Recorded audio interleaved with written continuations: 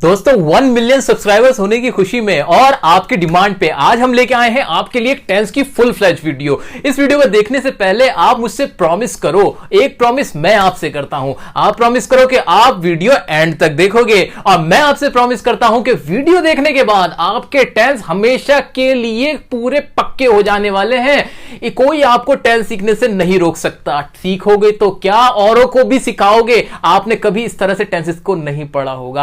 आपका आज दूसरा जन्म होने वाला है, तो कमर कस लीजिए पेन और कॉपी के साथ और मेरे साथ चलिए टेंसेस को सीखने।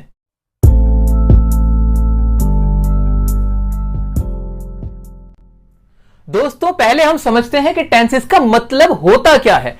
टेंसेस ऐसे रूल्स होते हैं इंग्लिश ग्रामर के जो हमें बताते हैं कि कोई भी काम कौन से समय में हो रहा है।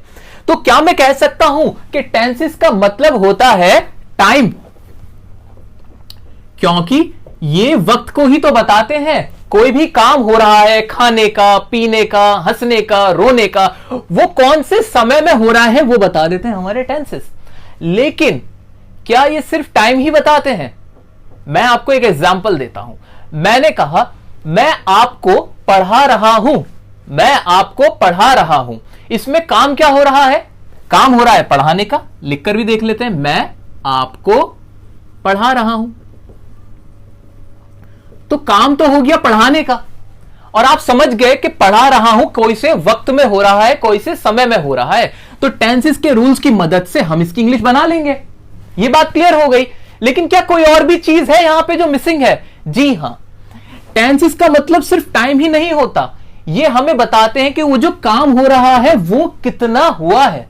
तो यानी टेंसेस में हम देखेंगे कि टाइम और वर्क। जी हां, कि टेंसेस वो रूल्स होते हैं जो हमें बताते हैं कि कोई भी काम कौन से समय में हो रहा है और वो कितना हो रहा है या हो चुका है। अब कोई भी रूल होगा उसकी मदद से हम ये जान लेंगे कि ये भी जो भी काम हो रहा है वो कितना हो चुका है और वो कौन से समय में हुआ है। एग्जाम्पल की मदद से इसको और समझेंगे कि ये सेंटेंस हमने लिखा था, मैं आपको पढ़ा रहा हूं। अब जो हूं वर्ड था तो हिंदी में था, तो हम समझ गए कि ये अभी की बात है, प्रेजेंट की बात है, अभी में काम हो रहा है। अच्छा, वो कितना हो रहा है? अभी पढ़ाने का काम चल रहा है। तो दो बातों का हमें पता चला। अब इन दो बातों को ही लिखने के लिए हमें टेंसेस की मदद लेनी पड़ेगी। तो अभी मोटा मोटा आप ये समझेंगे कि टेंसेस का मतलब होता है ऐसे रूल्स इंग्लिश ग्रामर के जो हमें बताते हैं कि कोई भी वर्ब यानी कोई भी क्रिया जो काम हो रहा है वो कौन से वक्त में हो रहा है और वो कितना हो चुका है, उसका स्टेटस। अब बात करेंगे आगे की कि टेंसेस हमारे कितने टाइप्स के हो सकते हैं। अब दो चीजों पे फोकस करना है ना हमें, टाइम और वर्क। दो ही तो चीजें हैं हमारे पास। तो टाइम देख लो, वर्क देख लो, उन्हीं से रूल्स बनेंगे। रटने की बिल्कुल कोशिश ना करें, मैं आपको वार्न कर रहा हूं। बिल्कुल रटने की कोशिश ना करें। रटते तो आप सालों से आ रहे हैं, तो क्या सीख गए? नहीं सीखे ना। अभी जैसे समझा रहे हैं वैसे आप समझने की कोशिश करिए। तो टाइम कितने तरह का होगा? टाइम कितने तरह का हो सकता है? टाइम 3 तरह का ही तो होता है। कौन कौन सा? एक तो जो बीत गया सो बात गई, जिसे हम बोलते हैं भूतकाल, जिसे हम हिंदी में इंग्लिश में बोल देते हैं पास्ट टेंस, हिंदी में बोलते हैं भूतकाल, यानी बीता हुआ वक्त। आप पैदा हुए थे आज से 20 साल पहले, तो वो पुरानी बात हो गई, तो यानी वो पास्ट हुआ। अभी जो आप जिसमें जी रहे हो उसे बोलते हैं वर्तमान, और जिसे हम बोल देते हैं प्रेजेंट। ये मैं अभी बहुत ही जनरल नॉलेज की बात कर रहे हैं। हम ऐसी ही बात कर रहे हैं, कोई भी अभी इंग्लिश की बात तो हम कर ही नहीं रहे। आपको भी पता है कि कौन से वक्त, कितने जो वक्त हैं कितने टाइप के होते हैं, मुझे भी पता है, वही हम यहां डिस्कस कर रहे हैं ना। तो पास्ट बीता हुआ, प्रेजेंट जो अभी में है, और कोई सा भी होता है क्या? हाँ होता तो है। अभी आप एग्जाम क्लियर करने वाले हो, करोगे, यानी फ्यूचर में। अभी ये टेंस पढ़ने के बाद आप बहुत बढ़िया इंग्लिश बोलने वाले हो, तो ये भी तो फ्यूचर है आपका। तो एक हो गया हमारा फ्यूचर, जिसे हम बोलते हैं भविष्यकाल। तो टेंस को तो मैंने कैटेगराइज करने की खूब कोशिश करी कि मैं और भी बढ़ा लूं इसको, इसके टाइप और बना दूं, लेकिन मुझसे तो बने ही नहीं। ये बने सिर्फ 3। एक तो जो समय चला गया जिसे मैंने कहा पास्ट, एक जो चल रहा है प्रेजेंट, और जो आने वाला है उसे बोलेंगे हम फ्यूचर। अब फिर वही बात दिमाग में आई कि टेंस तो ऐसे रूल्स हैं जो दो चीजों को बताते हैं। एक टाइम कि वो काम कौन से समय में हो रहा है वो, और दूसरा वर्क भी तो है। अब काम को भी ऐसे डिफाइन करते हैं। काम कितने तरह का हो सकता है? काम क्या सिर्फ चल ही रहा होता है? नहीं, काम तो पूरा भी हो सकता है। मेरे को कहना है आपसे, मान लीजिए कि मैं आपको पढ़ा चुका हूं, यहां पर एग्जांपल था मैं आपको पढ़ा रहा हूं, इसी को मैंने कन्वर्ट कर दिया और मैंने लिख दिया मैं आपको पढ़ा चुका हूं। अब जो पढ़ाने का काम था वो पूरा हो गया है, बिल्कुल पूरा हो चुका है। तो वर्क जो था वो बदल गया, पहले चल रहा था अब कंप्लीट हो गया। तो यानी वर्क के भी कुछ टाइप्स हो सकते हैं। आइए बनाते हैं। तो वर्क में मैंने देखा, एक तो मैंने देखा कंटिन्यूअस, जो काम लगातार चल रहा है उसे हमने बोल दिया कंटिन्यूअस, ठीक है। एक और टाइप बनाया मैंने उसको बोला परफेक्ट। परफेक्ट का मतलब परफेक्ट, आमिर खान को बोलते हैं मिस्टर परफेक्शनिस्ट। या मैंने आपसे कहा कि परफेक्टली हुआ, यानी कोई भी कमी उसके अंदर नहीं बची, वो अधूरा नहीं है किसी भी तरह से, उसे हमने बोला परफेक्ट। तो इसको ऐसे याद रख सकते हैं कि काम परफेक्ट है, उसका मतलब ये हुआ कि वो कंप्लीट है, उसमें कुछ बचा नहीं है। तो कंटिन्यूअस हुआ, परफेक्ट हुआ, और एक और भी तो हो सकता है। कौन सा हो सकता है देखते हैं ना। एक मैंने बोला इनडेफिनिट। अब इनडेफिनिट का मतलब यहां पर क्या हुआ सर? इनडेफिनिट सुना है क्या? हाँ, एक वर्ड सुना है मैंने, डेफिनेटली करूंगा ये काम, निश्चित ही करूंगा। यानी डेफिनेट का मतलब हो गया पक्का, और इनडेफिनेट उसका उल्टा, यानी इनडेफिनेट जो पक्का नहीं है, अनिश्चित, जिसे हम क्या बोल सकते हैं? अनिश्चित, जो पक्का नहीं है। तो कोई काम ऐसा जो पक्का नहीं, आपको पता ही नहीं चल पाता कि वो चल रहा है या पूरा हो चुका है। अभी सबको डिटेल में पढ़ेंगे, बिल्कुल बेफिक्र रहिए। अभी आप सिर्फ एक मोटी मोटी नॉलेज ले लें, एक कॉन्सेप्चुअल क्लियरिटी हमें करनी है। अभी हमने क्या क्या पढ़ा है, थोड़ा सा रिवाइज करते हैं। हमने पढ़ा कि टेंस कितना तरह के होते हैं, टेंस होता क्या है, और टेंस में हमने इनको बांटा टाइम और वर्क में, और टाइम के बेस पे हमने बांटा, और अब वर्क को वर्क के बेस पे बांट रहे हैं। इतना ही तो करा हमने। तो आइए इंडेफिनिट भी देख लिया। तो अभी तक तीन बांटे, एक काम कौन सा हो गया जो चल रहा है, एक काम जो कंप्लीट हो चुका है, और एक पढ़ा हमने जो अभी पता ही नहीं कि चल रहा है कि कंप्लीट है, वो बस नॉर्मल है। एक और होता है परफेक्ट कंटिन्यूअस। ये खामा खां का टेंस बनाया हुआ है परफेक्ट कंटिन्यूअस। इस तरह का कोई काम होना नहीं चाहिए था, लेकिन ग्रामर का रूल है इसलिए हमें पढ़ना है। ये अगर आपने पढ़ लिया तो इसे भी आसानी से पढ़ लोगे, उसके बारे में हम आगे बात करेंगे। तो दोस्तों अब हम टाइम और वर्क के बेसिस पे टेंस को कैटेगराइज करते हैं, देखते हैं कि टेंसेस कितने टाइप के बनते हैं इन दोनों के मिक्सचर से। तो आइए देखते हैं क्या है। तो टाइम कितने तरह का हुआ? एक तो हुआ प्रेजेंट, एक हुआ था हमारा पास्ट, और एक हो गया हमारा फ्यूचर, ठीक है। ये तो हो गया टाइम। अच्छा, वर्क कौन कौन से होंगे, वर्क को देखते हैं आइए। तो वर्क में हमने देखा था, एक तो था हमारा इंडेफिनिट, इसको मैं ठीक से लिख देता हूं, इंडेफिनिट। एक था हमारा कंटिन्यूअस, एक था हमारा परफेक्ट, और एक था हमारा परफेक्ट कंटिन्यूअस टेंस। अच्छा, अब इसका मतलब क्या हुआ? यानी प्रेजेंट में भी इंडेफिनिट होगा, ऐसा हो सकता है। हाँ जी, प्रेजेंट में काम हो रहा, टाइम जो है वो प्रेजेंट में, काम है हमारा इंडेफिनिट। ऐसे टाइम है प्रेजेंट, काम है हमारा कंटिन्यूअस, और ऐसे ही टाइम है हमारा प्रेजेंट, काम है हमारा परफेक्ट, टाइम है प्रेजेंट, काम है हमारा परफेक्ट कंटिन्यूअस। तो ये कितने टाइप के हो गए? ये हो गए जी 4 टाइप के। कितने? 4 टाइप के। तो मैं कह सकता हूं कि प्रेजेंट टेंस के हमारे 4 टाइप होते हैं, और वो 4 टाइप इस तरह से होते हैं। इनके नाम को हमने समझना सीख ही लिया है कि इनके नाम से हम कैसे पता लगा सकते हैं कि कौन सा काम हो रहा है और कितना हो चुका है। तो ये हमने समझ लिया। अच्छा, बिल्कुल समझ में आया। अब एक सवाल और, जिस तरह से प्रेजेंट टेंस में एक काम के बेस पे हमने 4 में कैटेगराइज किया, तो क्या पास्ट और फ्यूचर में भी ऐसा ही होगा? अब ये सवाल आता है, क्या ऐसा ही पास्ट और फ्यूचर में होगा? बिल्कुल होगा। वेरी लॉजिकल, ये बहुत ज्यादा लॉजिकल है। जिस तरह यहां हुआ ऐसे ही यहां पर भी होगा। यहां भी पास्ट का क्या होगा? एक इंडेफिनिट हो जाएगा, past continuous, past perfect, past perfect continuous. क्या फ्यूचर में भी यही चेंज चलेगी? हां जी, बिल्कुल चलेगी। ऐसा होगा कि काम कोई फ्यूचर, जो टाइम होगा उस काम का, वो फ्यूचर में होगा। टाइम पता लग गया फ्यूचर का है, लेकिन जो काम हो रहा होगा, जो एक्टिविटी हो रही होगी, वो कैसी होगी? वो शायद कंटिन्यूअस हो, शायद इंडेफिनिट हो, शायद परफेक्ट हो, शायद परफेक्ट कंटिन्यूअस हो। हमें क्या पता? हमें तो रूल से मतलब है। इंडेफिनिट इसका भी हो गया, future indefinite, future continuous, future perfect, और फ्यूचर परफेक्ट कंटिन्यूअस। ये कुछ भी रटने की जरूरत बिल्कुल नहीं है। लोग कहते हैं कि जी 4 टाइप के सेंटेंस होते हैं, टेंसेस होते हैं, 3 होते हैं, इनके टोटल 12 ये वो। अरे नहीं सर, क्यों इतनी मेहनत कर रहे हो? कॉन्सेप्ट समझ लिया ना, टाइम वर्क दिमाग में ये बैठा लो, अपनी सारी ताकतों का इस्तेमाल करते हुए, अपनी जादुई शक्तियां जो भी हैं आपके अंदर, ये समझ लो टाइम और वर्क का कॉन्सेप्ट, और इसके बेस पे इनको कैटेगराइज इजीली कर लोगे। अब हमारा माइंड बिल्कुल क्लियर हो गया है। अब हमें यह समझ आ चुका है कि टेंसेस होते क्या हैं और उनके टाइप्स किस तरह से बने हैं। सर, आज तक आपने किसी किताब में यह नहीं पढ़ा होगा कि टेंसेस के जो टाइप्स हैं वो बनते कैसे हैं। हम इस वीडियो में यह डिस्कस कर रहे हैं कि टेंसेस के टाइप बने कैसे, यह इंपॉर्टेंट बात थी। इनको कैटेगराइज हम बिना रटे कैसे करें, यह इंपॉर्टेंट बात थी। तो अब हमारा एक ब्रॉड जो अंडरस्टैंडिंग है माइंड की वो हो चुकी है। अब हमारे को क्लियर कट आइडिया है कि हम क्या पढ़ने वाले हैं, यानी इन सब के अब हमें क्या पढ़ने हैं, रूल्स पढ़ने हैं। ये तो बहुत सारे हैं, 12 ये हैं, इनके भी अलग अलग टाइप्स होंगे, कैसे याद रखेंगे ये भी ट्रिक है। दोस्तों, अब हम वीडियो के उस पार्ट में आ गए हैं जहां मुझे आपका 100 and 200% कंसंट्रेशन चाहिए। यह कंसंट्रेशन आपको जिंदगी भर फायदा देने वाला है। यह कॉन्सेप्ट, सर ये कॉन्सेप्ट आप समझ लेंगे, सारे टेंसेस यहीं पर क्लियर होने वाले हैं। तो आइए अभी समझते हैं एक छोटी सी स्टोरी को।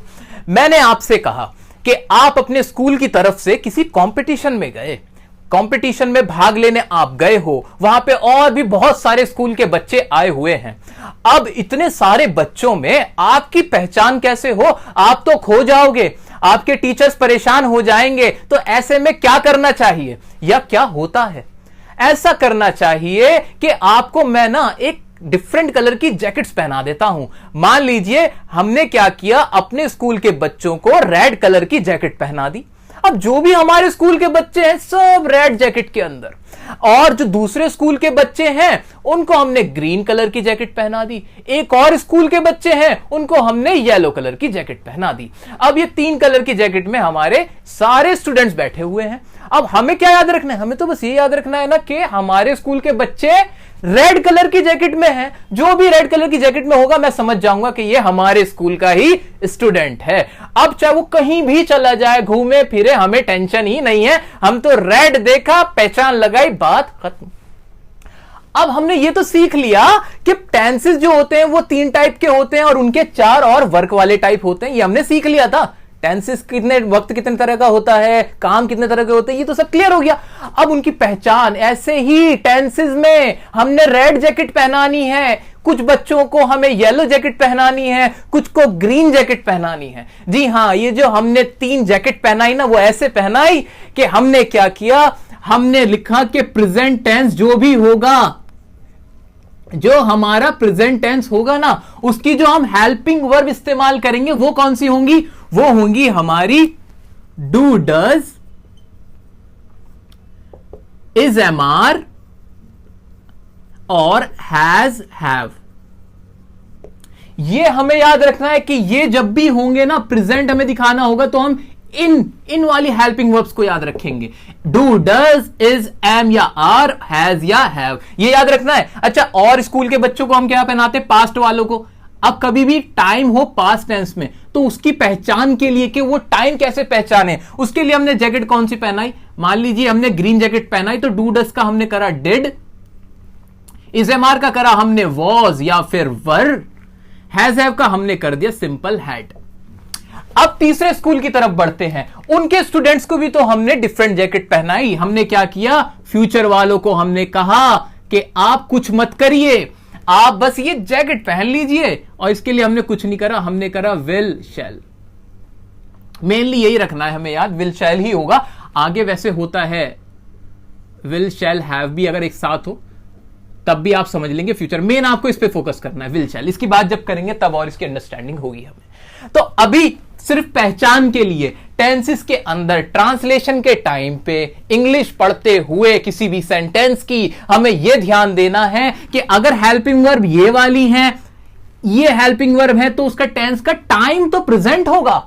काम की बात नहीं की हमने, हमें टाइम पता चल जाएगा कि do, does, is, am, are है, हैज, हैव है, तो वो प्रेजेंट है। टाइम अगर डिड, वॉज, वर, हैड वाली हेल्पिंग वर्ब है तो हमें पता चल गया वो पास्ट है, और अगर फ्यूचर है तो विल और शैल है। एक एग्जांपल की मदद से हम इसको और अच्छे से समझेंगे। एग्जांपल मैंने लिख दिया। मान लीजिए she does not understand English. मुझे नहीं पता इसकी अभी हिंदी क्या है, मैंने तो इसको अभी पढ़ा ही नहीं है, लेकिन क्या मैं इस पोजीशन में हूं कि मैं समझ जाऊं कि इसमें टेंस कौन सा यूज हो रहा है? जी हां, बिल्कुल सही जवाब, डज आ रहा है यहां पे। डज समझते ही मेरे को पता चलिए इसका टाइम तो प्रेजेंट है, बात खत्म हुई। अभी हमने वर्क की बात नहीं करी, काम क्या हो रहा है? अंडरस्टैंड का, यानी समझने का काम हो रहा है। अभी हमने ये नहीं देखा कि काम को कैसे समझेंगे, अभी हम वर्क टाइम की बात कर रहे हैं। तो टाइम में हमने समझ लिया डज को देखते ही कि ये प्रेजेंट में बात हुई है। सर काम का भी बता दो ना। सर ऐसे ही काम का भी तो बता दो कि काम को कैसे पहचाने कि वो कितना हो चुका है। टाइम तो आप समझ गए, टाइम तो समझ गए कि हेल्पिंग वर्ब देखते ही छूटते ही समझ जाएंगे कि भाई ये प्रेजेंट है, ये पास्ट है, एकदम करेक्ट आंसर। अब काम का बता दो। क्या काम का भी कोई ऐसा रूल है? जी हां है रूल। रूल क्या है? जो हमारी ये वर्ब होती है ना, मेन वर्ब, ये फर्स्ट, सेकंड और थर्ड फॉर्म्स होती हैं। इसकी 3 फॉर्म्स होती हैं, फर्स्ट, सेकंड, थर्ड फॉर्म्स होती हैं जो भी वर्ब होती है। मान लीजिए गो है ना, तो गो तो ही उसकी फर्स्ट फॉर्म, सेकंड फॉर्म हो गई वेंट और थर्ड फॉर्म हो गई गॉन। 3 फॉर्म्स होती हैं जितनी भी हमारी एक्शन वर्ब होती है। ये बात आप अच्छे से समझ लीजिए। मैं बार बार कह रहा हूं कि जो इंपॉर्टेंट है, जो मोस्टली यूज होती हैं, उनकी थर्ड फॉर्म जितनी तीनों फॉर्म्स हम वीडियो के लास्ट में आपको दे देंगे। अभी आपको इतना याद रखना है कि 3 फॉर्म्स होती हैं, आपको पता भी होगा बहुत सो को। तो आपको अब इसके थ्रू पहचान करनी कि काम कितना हुआ है। जब भी वर्ब की फर्स्ट फॉर्म हो तो समझ लो कि काम कौन सा है, वो है इंडेफिनिट। कभी भी वर्ब की फर्स्ट फॉर्म देखो तो समझ लेना वो इंडेफिनिट है, मेनली वो इंडेफिनिट है। वर्ब की फर्स्ट फॉर्म के साथ, वर्ब की फर्स्ट फॉर्म के साथ अगर आईएनजी लगा हो, क्या लगा हो? आईएनजी। सर इसका मतलब क्या हुआ? आईएनजी मतलब ऐसे जैसे कि क्या मैंने आपके आगे लिख दिया रीडिंग, रीड के आगे क्या लगा दिया? जमा आईएनजी, पूरा क्या बन गया? रीडिंग। ऐसे मैंने लिख दिया कम और आखिर में क्या लिख दिया मैंने? कमिंग। तो reading, coming, going, listening, teaching, watching, जितने भी आईएनजी लगे हुए हैं, तो याद रखना मेरी बात, ये आईएनजी दिखाता है काम के चलते रहने को, यानी वो काम चल रहा है अभी।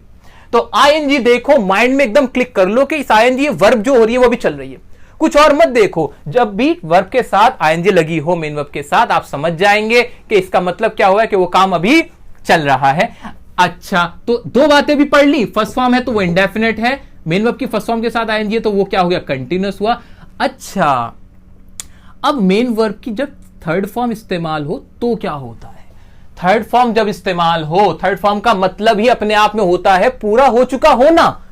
जैसे कि मैंने आपसे कहा she has gone, gone word यहां पर यूज किया, क्या यूज किया? ये वाला गॉन यूज कर लिया। अब इस गॉन का मतलब ही पता क्या है? गया हुआ।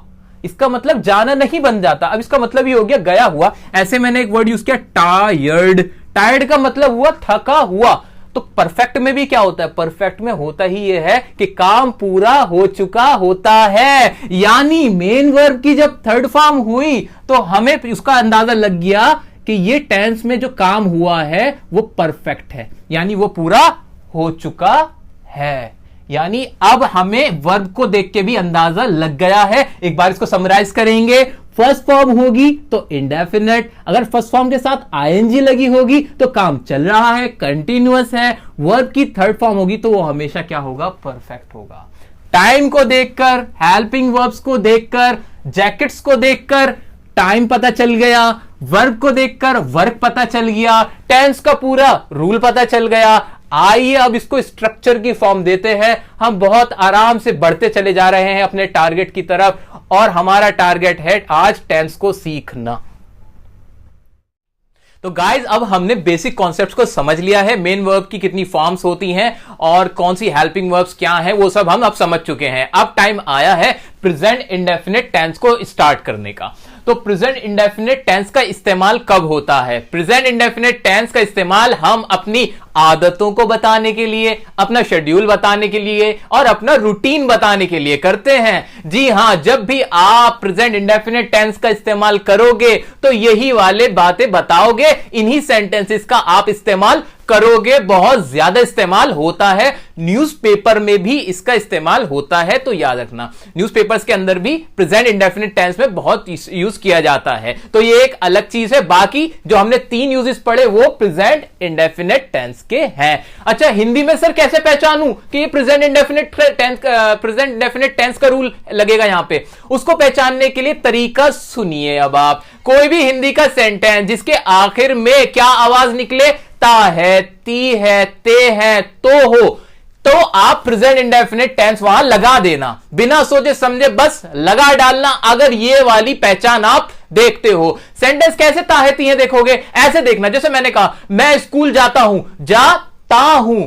मेरी मम्मी खाना पकाती है, तुम वहां क्या करते हो? तुम झूठ क्यों बोलते हो? हम इंग्लिश पढ़ते हैं। तो ये हिंदी की पहचाने मैंने आपको बता दी, लेकिन इसका हमेशा इस्तेमाल मत करना। पता चला पूरी जिंदगी आप बस यही इस्तेमाल सीख के पहचान कर रहे हो। नो, ये तो अभी बेसिक्स के लिए बताया है, ये आपकी एक मदद की गई है। असली रूल तो आपको ऐसे ही याद करना है। कैसे? कि जहां आदतें होंगी, जहां पे आपको इंडेफिनेट और प्रेजेंट टाइम कौन सा होगा, प्रेजेंट का काम कैसा होगा, इंडेफिनेट का, इस तरह से आपको कॉन्सेप्ट याद करना है। ठीक है, तो आगे बढ़ते हैं। तो हमारा पहला है रूल अफर्मेटिव के लिए। अब ये सर अफर्मेटिव क्या होता है? डिफरेंट सेंटेंस हम अपनी लाइफ में बोलते हैं। जैसे कि हम वो कहते हैं कि मैं जाता हूं, मैं वहां क्रिकेट खेलता हूं। ये सारे तो हो गए अफर्मेटिव के, यानी इनमें हां में बात हुई, हां ये मैं काम करता हूं। ऐसे मैंने कहा जो मैं काम नहीं करता हूं उनके लिए क्या होगा? तो इसी बिहाफ पे, इसी बेसिस पे हमने क्या करा, सेंटेंस को कैटेगराइज कर रखा है। मेनली हम 3 कैटेगरी पढ़ने वाले हैं, एक अफर्मेटिव, एक नेगेटिव और एक इंटरोगेटिव। आपने सेंटेंस के टाइप्स पढ़े होंगे, बाकी हम यहां डिस्कस कर लेंगे। ठीक है, तो अफर्मेटिव जिसमें हम हां में बात करते हैं, जी हां ये काम हम करते हैं। आप प्रेजेंट इंडेफिनिट टेंस में ऐसे सेंटेंस जिसमें हम कहते हैं हां जी ये काम तो मैं करता हूं, ठीक है, तो उनके लिए आप कैसे इंग्लिश बनाओगे, उनकी ट्रांसलेशन कैसे करोगे, उसको समझते हैं। अफर्मेटिव किसी का भी हो, कोई भी सेंटेंस अगर अफर्मेटिव में है यानी हां में बात हो रही हो, तो सबसे पहले आप लगा देंगे सब्जेक्ट। सब्जेक्ट आ जाएगा, यानी जो काम करता है उसका नाम आ जाएगा, उसकी इंग्लिश यहां पर आ जाएगी। जैसे कि अब ये मैं है, तो मैं यहां पर क्या है, काम करने वाला है। मैं व्हाइट बोर्ड पर लिखता हूं, तो इसके लिए क्या सब्जेक्ट बना, मैं इसका सब्जेक्ट हो गया। आगे बढ़ेंगे। मेन वर्ब की कौन सी फॉर्म, रूल तो हमारे यहां लिखे हुए तो है। मेन वर्ब की कौन सी फॉर्म लगेगी, फर्स्ट कब लगेगी, जब इंडेफिनिट होगा। तो हम पढ़ ही क्या रहे हैं, प्रेजेंट इंडेफिनिट, तो मेन वर्ब की फर्स्ट फॉर्म लग गई सर। यहां पे आपको हमने रीजन भी दिया, वजह भी दी कि ये फॉर्मूला बन कैसे रहा है। रटने की कोई भी जरूरत नहीं है। अगर ये वीडियो देखने के बाद भी अगर आप रट रहे हो, तो सर ये वीडियो बनाने का हमारा जो पर्पस था वो फुलफिल नहीं हो पाएगा। मुझे पूरी उम्मीद है हमारे सब साथी इसको रटेंगे नहीं और इसको ऐसे ही समझेंगे। और वीडियो को लाइक जरूर कर देना अगर आपको ये रीजन जानने के बाद मजा आया हो तो यहां मेन वर्ब की कौन सी फॉर्म लगनी है, फर्स्ट। कौन सी लगी, हां फर्स्ट लगी, बिल्कुल कोई सोचना ही नहीं है, फर्स्ट फॉर्म लगी, ठीक है। अब एस या ईएस लगेगा, वो कब लगेगा, वो तब लगेगा। वैसे इसके बारे में तो हमने बता रखा है, हमारी एक एरर डिटेक्शन की वीडियो, उसमें हमने डिस्कस किया था कि एस या ईएस कब आएगा। अब दोबारा एक बार मैं आपको समझा देता हूं। एस या ईएस तब लगेगा मेन वर्ब की फर्स्ट फॉर्म के साथ, जब ये जो हमारा सब्जेक्ट है ना, ये जो हमारा सब्जेक्ट है वो थर्ड पर्सन हो। थर्ड पर्सन कौन सा, जिसके बारे में बात की जा रही है वो थर्ड पर्सन हो, और वो थर्ड पर्सन अगर सिंगुलर हो, अगर थर्ड पर्सन हमारा सिंगुलर हो, और उसके साथ हम क्या लगाएंगे, वो हमारा सब्जेक्ट है, तब हम लगा देंगे मेन वर्ब की फर्स्ट फॉर्म के साथ एस या ईएस। इसको एग्जांपल के साथ भी समझ लेते हैं। जैसे सेंटेंस है मेरा, कुणाल मेरे साथ रहता है।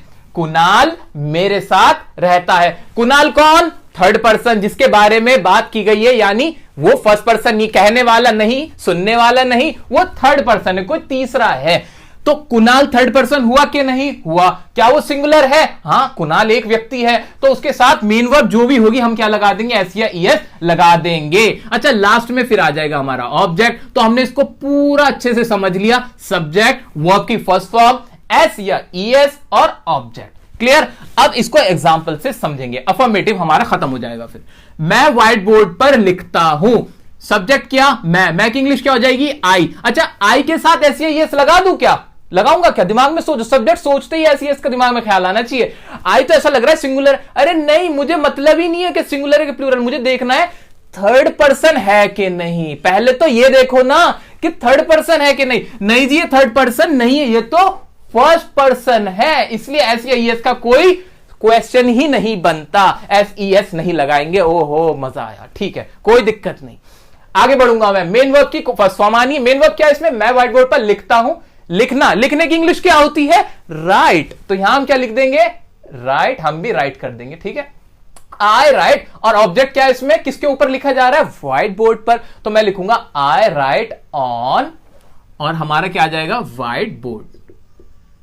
मैंने कोई भी सेंटेंस रटने की कोशिश ही नहीं करी, मैंने बस रूल देखा और कर लिया। अच्छा हिंदी से भी समझ लो जरा इसको। मैं व्हाइट बोर्ड पर लिखता हूं, ये क्या मेरे शेड्यूल है? शायद मेरा शेड्यूल हो सकता है। मेरी आदत है? हां मेरी आदत हो सकती है। मेरा रूटीन है? हां जी हो सकता है। तो ये वाला प्रेजेंट इंडेफिनिट इंग्लिश वाले जो हमने पहचान बनाई थी उससे प्रूव हुआ। अब देखो क्या हिंदी वाली पहचान, एक और पहचान तो थी, आखिर में ताहू आ रहा है, ये तो रहा ताहू। हां मैं व्हाइट बोर्ड पर लिख ताहू आया, ताहू कोई भी आएगा तो वो क्या होगा? प्रेजेंट इंडेफिनिट होगा। तो हमने दोनों तरीके से समझ ली सर ये वाली बात, और रूल तो हमें पता ही है। आओ दूसरे एग्जांपल पे।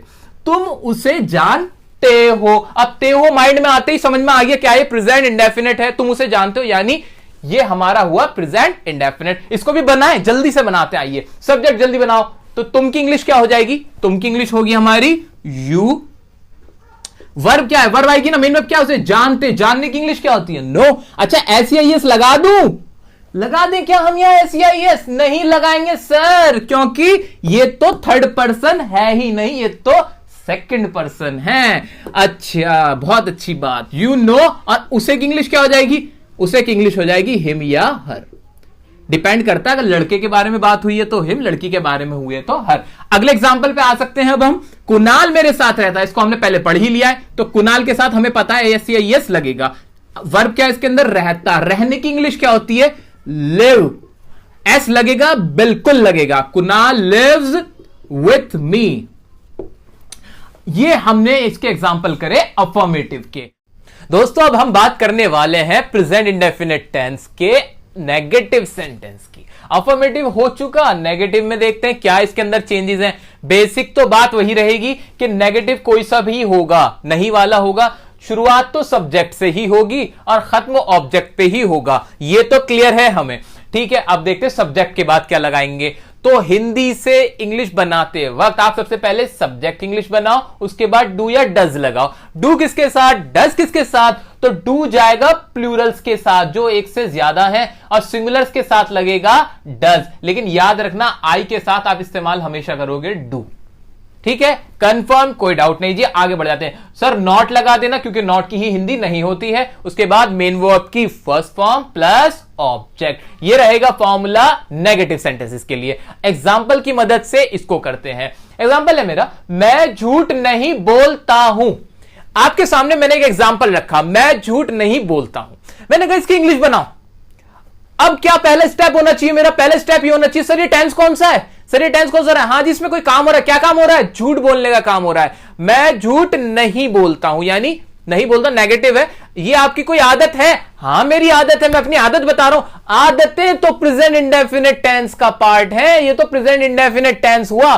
कंफर्म, पता चल गया प्रेजेंट इंडेफिनिट टेंस है। अच्छा और कोई पहचान? और भी तो पहचान थी। हाँ हिंदी वाली पहचान। क्या इसके आखिर में ता है, ती है वगैरह आ रहा है? हाँ मैं झूठ नहीं बोलता हूं, मैं आ तो रहा है, ये ता हूं, ये तो प्रेजेंट इंडेफिनिट टेंस है। अब इसको हम ऐसे समझ रहे हैं सर कि कभी भी कोई भी सेंटेंस हमारे सामने आ जाए तो उसकी कैसे इंग्लिश बनानी है, ये माइंडसेट बना के हमें पढ़ना है। ये नहीं कि इसको सिर्फ ये एग्जांपल है सॉल्व करे खत्म। नो, एग्जाम्पल 1000 2000 लाख कितने भी आप सेंटेंस बनाओगे रूल यही लगेगा, पहचाने यही रहेंगी, ये टस से मस नहीं होगी सर। इसलिए हमने पहचानों को माइंड में रखते हुए करना है, फिर प्रैक्टिस हो जाएगी तो ज्यादा सोचने की जरूरत नहीं पड़ा करेगी, बिलीव मी। ओके तो मैं झूठ नहीं बोलता, ये कंफर्म हो गया प्रेजेंट इंडेफिनिट का नेगेटिव है। सब्जेक्ट की इंग्लिश मैं की क्या बन जाएगी सर? मैं की इंग्लिश बनेगी आई, कोई दिक्कत नहीं। आई के साथ डू या डज में से क्या लगा दूं? आई के साथ हमने पढ़ा डू लगेगा, डू लग जाएगा। अच्छा नॉट, हाँ जी नॉट तो लगना ही लगना है, तो आई डू नॉट। और इंग्लिश क्या है इसकी? वर्ब क्या है इंग्लिश इसकी झूठ बोलने की? टेल अ लाई होती है, तो क्या लिखेंगे हम? I do not tell a lie. तो इसकी इंग्लिश हमने बना दी I do not tell a lie, मैं झूठ नहीं बोलता हूं। अगला क्या है? तुम दवाई नहीं लेते हो। इसके लिए सब्जेक्ट क्या होगा? सब्जेक्ट की इंग्लिश हम बनाएंगे तुम की इंग्लिश क्या हो जाएगी? यू। उसके बाद डू या डज आएगा। तुम क्या होता है हमारा? प्लूरल होता है, प्लूरल्स के साथ हम क्या लगा देते हैं? डू। डू आ जाएगा, नॉट भी सबके साथ आ जाएगा। यू डू नॉट, वर्ब क्या है इसमें, लेना, लेने की इंग्लिश हो जाएगी take. You do not take, दवाई को बोलते हैं मेडिसिन, तो you do not take medicine. ठीक है, ओके। अगला है हमारा, वह कोशिश नहीं करती है। इसमें सब्जेक्ट क्या हमारा, शी, लड़की के लिए शी आता है। डू या डज, सिंगुलर्स के साथ लग जाएगा डज। डज नॉट, कोशिश करने की पूरी इंग्लिश होती है try. She does not try. ये हमने नेगेटिव समझे, फॉर्मूला समझा। सर याद रखें, हमने जो भी ये सेंटेंसेस करे हैं फॉर्मूले की मदद से करे हैं, और ये फॉर्मूला कैसे बना ये भी आज हमें पता है। आपको पता चल रहा है एक एक रीजन के टेंसेस के कौन सा स्ट्रक्चर कैसे बन रहा है, तो इसमें रटने वाली बात नहीं है। यह वीडियो देखने के बाद आपको इतनी नॉलेज हो जानी चाहिए कि आप दूसरे को भी पढ़ा सको। गाइस, ये टाइम आ गया है इंटरोगेटिव सेंटेंस का, सवालों को पूछने का। जी हां, वो वाले सेंटेंस जिसमें हम सवाल पूछते हैं उनकी इंग्लिश कैसे बनानी है वो देख लेते हैं। तो डू या डज यानी हेल्पिंग वर्ब सबसे पहले रख दो। अच्छा, नोटिस करना, बहुत इंपॉर्टेंट बात कहीं लिख लो क्या, कि कभी भी इंटरोगेटिव सेंटेंस जो होगा ना तो उसकी शुरुआत हेल्पिंग वर्ब से ही होगी। तो याद रखना है हमें कि उसकी शुरुआत हेल्पिंग वर्ब से होगी। जो भी टेंस होगा उसकी हेल्पिंग वर्ब सबसे पहले आएगी। ठीक है, तो इसकी हेल्पिंग वर्ब डू या डज थी, तो डू या डज आ गया। डज किसके साथ, डू किसके साथ, वही नेगेटिव वाला रूल जो हमने नेगेटिव सेंटेंस में रूल पढ़ा है ना, वही लगेगा। सिंगुलर्स के साथ डज, प्लूरल्स के साथ डू, और आई के साथ भी डू आएगा। सब्जेक्ट रखेंगे, फिर मेन वर्ब की फर्स्ट फॉर्म प्लस ऑब्जेक्ट। ठीक है, सब अब एग्जांपल्स हैं, एग्जांपल से हम सेंटेंस को बनाते हैं।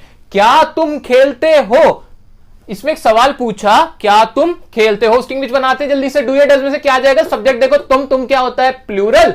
प्लूरल के साथ क्या लगा दूं, डू, तो लगा दूंगा डू, तो डू, और उसके बाद क्या, सब्जेक्ट क्या है, यू, खेलने की इंग्लिश प्ले, फर्स्ट फॉर्म रहेगी क्वेश्चन मार्क, खत्म। अच्छा, ये लगाना मत भूलना, मार्क ऑफ इंटरोगेशन कहते हैं इसे, ये भी पढ़ा जाता है सर, तो इसको मार्क ऑफ इंटरोगेशन को लगाना ना भूले लिखते हुए। ठीक है, अच्छा, क्या तुम वहां रहते हो, इसमें भी तो एक सवाल था। अच्छा चलो, छोटा सा एक और मजा करते हैं इसमें, क्या, शुरू से चलते हैं।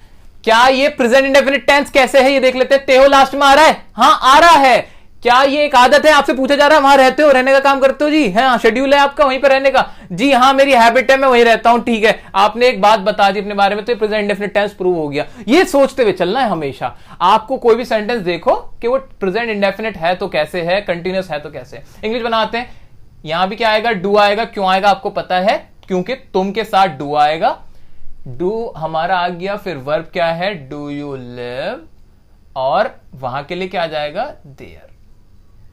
डू यू लिव देयर, क्या तुम वहां रहते हो। अगला है हमारा सेंटेंस, क्या वह तुम्हें पढ़ाता है। अब ये भी ता है लास्ट में आया, हैबिट पूछी गई, हाँ तो ये क्या है, प्रेजेंट इंडेफिनिट टेंस। बार बार सर मैं इसलिए रिपीट कर रहा हूं ताकि आपके माइंड में बैठ जाए, इसलिए आप भी रिपीट करो, कभी भी सेंटेंस पढ़ो इसी तरह प्रैक्टिस करो। पहले पूछो क्या वो वाले टेंस है कि नहीं, जो टेंस आप पढ़ रहे हो उसको देखो।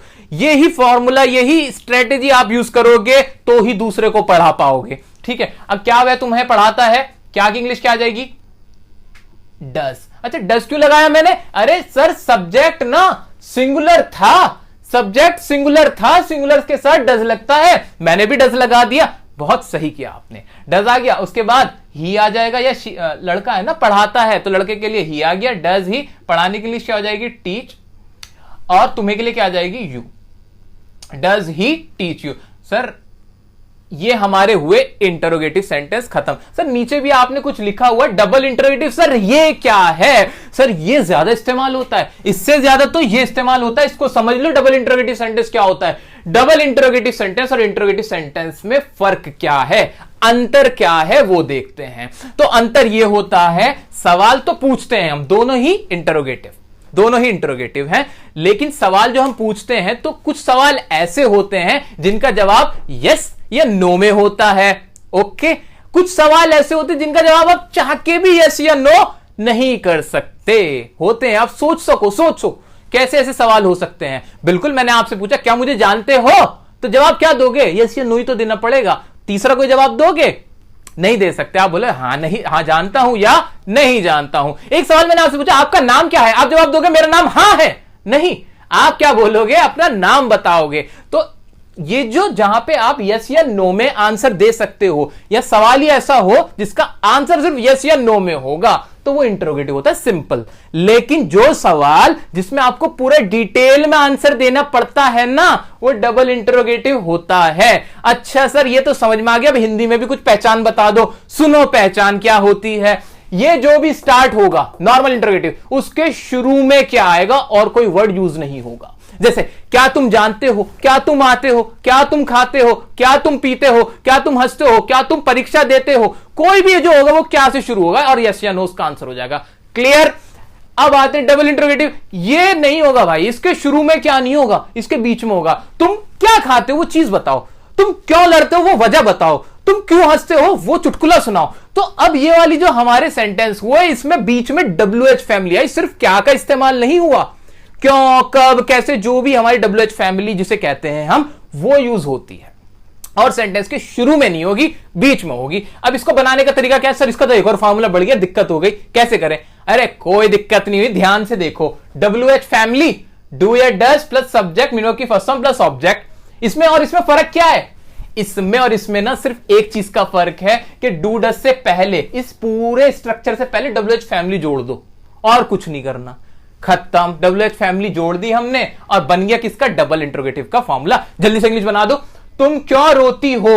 अब क्यों की इंग्लिश क्या हो जाएगी हमारी? वाई हो जाएगी। तो हम क्या लिखेंगे? वाई। अच्छा, डू या डज, तुम क्या होता है? प्लूरल, प्लूरल के साथ मैंने लगा दिया डू, और फिर सब्जेक्ट आया वाई डू यू, रोने को बोलते हैं cry, why do you cry. तुम क्यों रोते हो? रोया मत करो। वह क्या कहता है? शुरू में क्या आया ना सर, हाँ या ना में जवाब दे सकते नहीं, पूरी डिटेल बतानी पड़ेगी, क्या बात कही उसने कान में आके। तो लिखते हैं वह क्या कहता है, इंग्लिश क्या हो जाएगी? व्हाट। क्या की इंग्लिश बनी? व्हाट। अच्छा, डू या डज क्या आएगा? डज आएगा। क्यों आएगा? सिंगुलर है, आप समझ चुके हो। व्हाट डज ही, और कहने की इंग्लिश होती है हमारी से। व्हाट डज ही से। हम कहां जाते हैं? अच्छा, सब में देखो, देखो ती है, ता है, ते हैं, सब देखो, दिमाग में वजह ढूंढते रहो कि प्रेजेंट डेफिनेट क्यों है। हम कहां जाते, कहां की इंग्लिश क्या हो जाएगी? वेयर। सर राइटिंग ना इतनी अच्छी आ रही है कि मुझे कुछ समझ नहीं आ रहा, इसलिए थोड़ा सा मैं यहां से लिखूंगा वेयर। और हम की क्या आएगी इंग्लिश? डू हो जाएगी यहां पे, क्योंकि हम प्लूरल है इसलिए डू होगी। वेयर डू वी, और जाने की इंग्लिश क्या हो जाएगी? Go. Where do we go, where do we go, हम कहां जाते हैं। तो ये खत्म हुए हमारा प्रेजेंट इंडेफिनिट के सारे इंटरोगेटिव, डबल इंटरोगेटिव, जो भी इसका अगला पिछला था, सारा हमने अच्छे से समझ लिया है। अब कोई भी सेंटेंस, पूरी दुनिया में कोई भी सेंटेंस जो आपके माइंड में आ सकता है, अगर वो प्रेजेंट इंडेफिनिट है, तो आपको उसकी इंग्लिश बनाने से कोई नहीं रोक सकता। सब समझ लिया है हमने।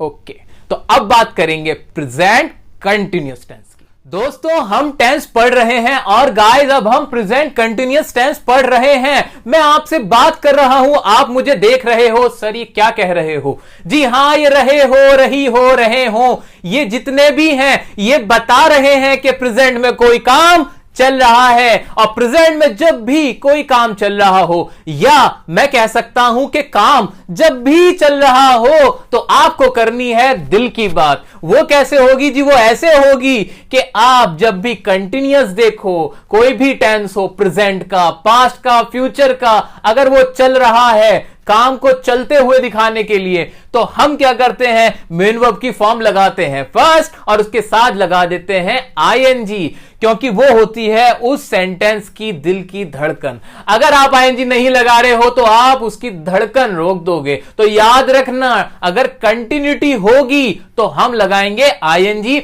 एग्जांपल्स के साथ आप समझेंगे स्ट्रक्चर्स को। तो अफर्मेटिव अगर हो, प्रेजेंट कंटिन्यूअस टेंस का अगर अफर्मेटिव हो, तो हमें क्या करना है वो देखते हैं। अच्छा, एक हिंदी में रटने वाली पहचान तो आप वही कर सकते हो कि आखिर में आवाज आएगी रहा है, रही है, रहे हैं, हम पहले ही समझ चुके हैं।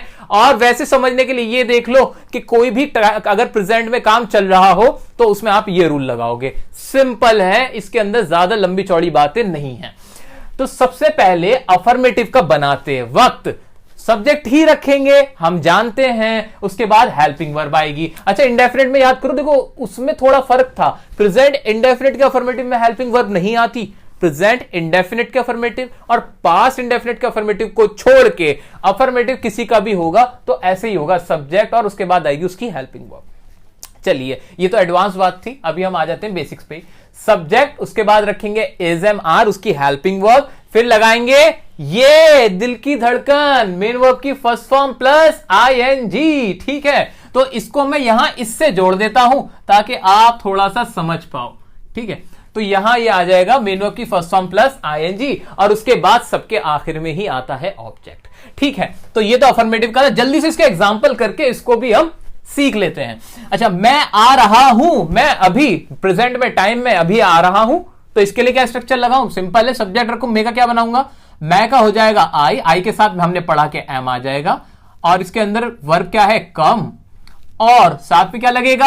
आई N G, I am coming. अच्छा, ये तो छोटा सा सेंटेंस था। अब मेरी दिक्कत ये है, मैं आपको बहुत लंबे लंबे सेंटेंस यहां अभी नहीं करा सकता। फिर आप पूछोगे सर यहाँ टू कैसा आया, या यहां ये कैसा आया, वो कैसे आया, और आप उसमें फंस जाओगे। तो अब ये छोटे जरूर करा रहे हैं हम, लेकिन आपको याद रखना है सेंटेंस कितना ही बड़ा हो, रूल यही लगेगा।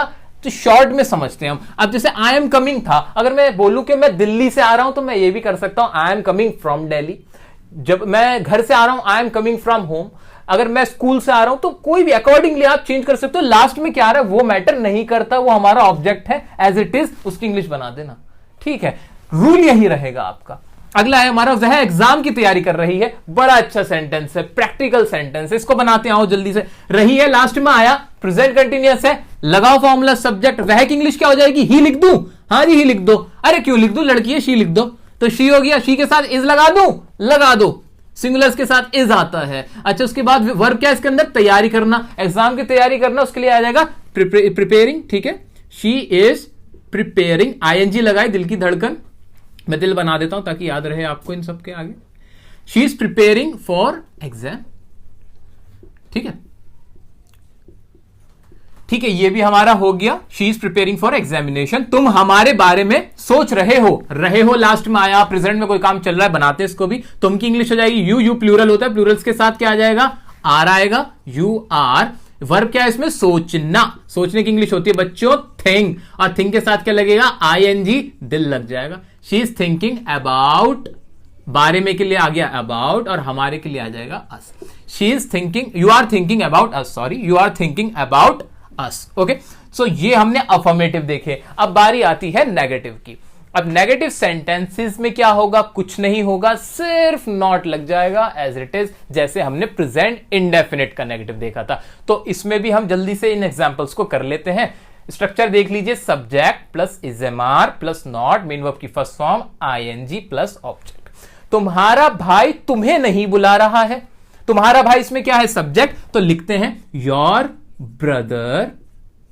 अब ब्रदर सिंगुलर है कि प्लूरल है? भाई योर ब्रदर, तुम्हारा भाई एक है जी, तो लिख दूंगा is.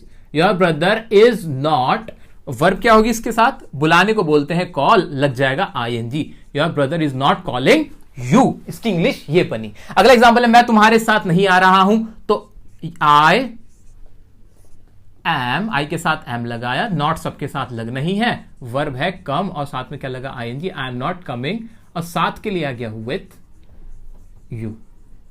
I am not coming with you. वह मुझे नहीं समझ रहा है। अब इसके लिए क्या आ जाएगा? समझने के लिए ही इज नॉट गेटिंग, और मुझे के लिए आ गया me. He is not getting me. तो ये हमने अभी अफर्मेटिव देखा, नेगेटिव देखा, अब देखेंगे इंटरोगेटिव। गाइज, अगर प्रेजेंट कंटिन्यूअस टेंस में कोई सवाल पूछा जा रहा है, मान लीजिए सवाल इस तरह से है, क्या तुम आ रहे हो, क्या तुम जा रहे हो, क्या तुम हंस रहे हो, क्या तुम सो रहे हो, या तुम क्यों सो रहे हो, तुम क्या सोच रहे हो, इस तरह के अगर हिंदी में सेंटेंस बोले जाएं तो उनकी इंग्लिश कैसे बनानी है वो देख लेते हैं। तो आइए, तो सबसे पहले तो रखेंगे हमारी helping verb is am are आ जाएगी, सब्जेक्ट रखेंगे, फिर उसके बाद मेन वर्ब की फर्स्ट फॉर्म प्लस आईएनजी। दिल को मत भूलिएगा, दिल की बात हमेशा साथ। अब प्लस ऑब्जेक्ट, तो ये तो हो गया हमारा स्ट्रक्चर। अब एग्जाम्पल है, उनकी मदद से इसको और अच्छे से समझते हैं। क्या तुम मुझसे बात कर रहे हो, आखिर में रहे हो आ रहा है, तो समझ ही जाना चाहिए ये प्रेजेंट का कंटिन्यूअस है, और इसकी हेल्पिंग वर्ब होती है इज एम आर, और इज एम आर में सबसे पहले लगा दूंगा। अब तुम क्या होता है? प्लूरल होता है, प्लूरल के साथ आर आता है। तो आइए इसको कर लेते हैं। क्या तुम मुझसे बात कर रहे हो? सबसे पहले लगा दिया आर, उसके बाद आया सब्जेक्ट आर यू, और बात करने की इंग्लिश ही होती है टॉक, और साथ में लग जाएगा ING. Are you talking to me? तो ये बनी इसकी English, are you talking to me. Next है हमारा, क्या वह अपने घर जा रही है?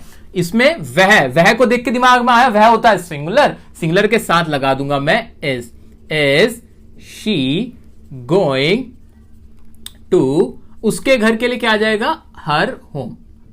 अपना घर यानी उसका घर, is she going to her home, ये भी हो गया। अगला है हमारा, क्या तुम अपना बर्थडे मना रहे हो? पूछ रहे हैं भाई बर्थडे मना रहे हो कि नहीं, तो क्या आ जाएगा? आर यू, मनाना कोई त्योहार मनाना हो, बर्थडे मनाना, उसके लिए आता है celebrate. Are you celebrating your birthday? तो ये तो हमने कुछ एग्जांपल्स देखे। बाकी दुनिया का कोई भी सेंटेंस आप बनाना चाहो किसी भी वर्ब का इस्तेमाल करते हुए, प्रेजेंट कंटीन्यूअस टेंस के रूल यही रहेंगे, आपका आंसर अकॉर्डिंगली यही रहेगा। घबराने की जरूरत बिल्कुल नहीं है। ये जो स्ट्रक्चर हम करवा रहे हैं उसको आप कहीं नोट कर लो और बहुत साफ साफ नोट करके उसे लिख लो।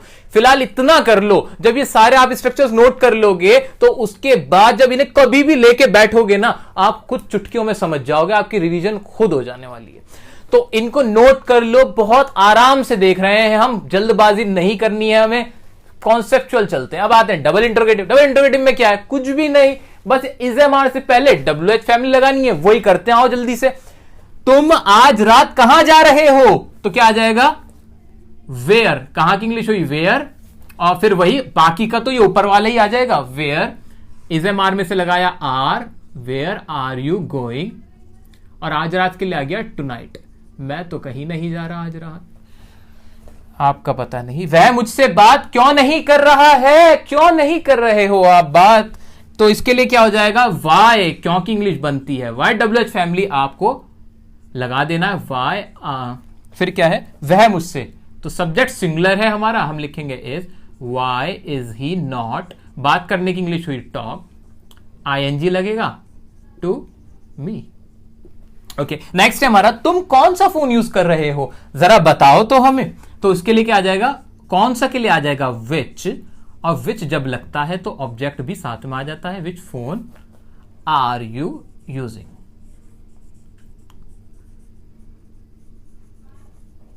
तो ये हमने देखे कुछ एग्जांपल्स इसके इंटरोगेटिव और डबल इंटरोगेटिव, और बहुत बहुत मुबारक हो आपको, आपका प्रेजेंट कंटिन्यूअस टेंस भी with reasons, with answers complete हो चुका है। Guys, it's time to learn present perfect tense, यानी काम प्रेजेंट में है और वो परफेक्ट हो गया। परफेक्ट को सोचते ही दिमाग में आना चाहिए आमिर खान मिस्टर परफेक्शनिस्ट, यानी कोई उसमें अब कमी पेशी नहीं बची है, वो काम तो कंप्लीट हो गया। यानी कोई भी सेंटेंस अगर मैं बोलता हूं और उसमें मैं कहना चाहता हूं कि ये काम पूरा हो चुका है, तो मैं लगाऊंगा वहां परफेक्ट टेंस। टाइमिंग कौन सी है? ये प्रेजेंट वाली है, बस इतनी सी बात है। प्रेजेंट की कौन सी फॉर्म लगेगी? हैज, हैव, यानी इसकी हेल्पिंग वर्ब हो जाएगी। हेल्पिंग वर्ब से हमें पता चल जाएगा कि ये प्रेजेंट में है। और परफेक्ट कैसे पता चलेगा? जी हां, परफेक्ट देखते हैं चार्ट से।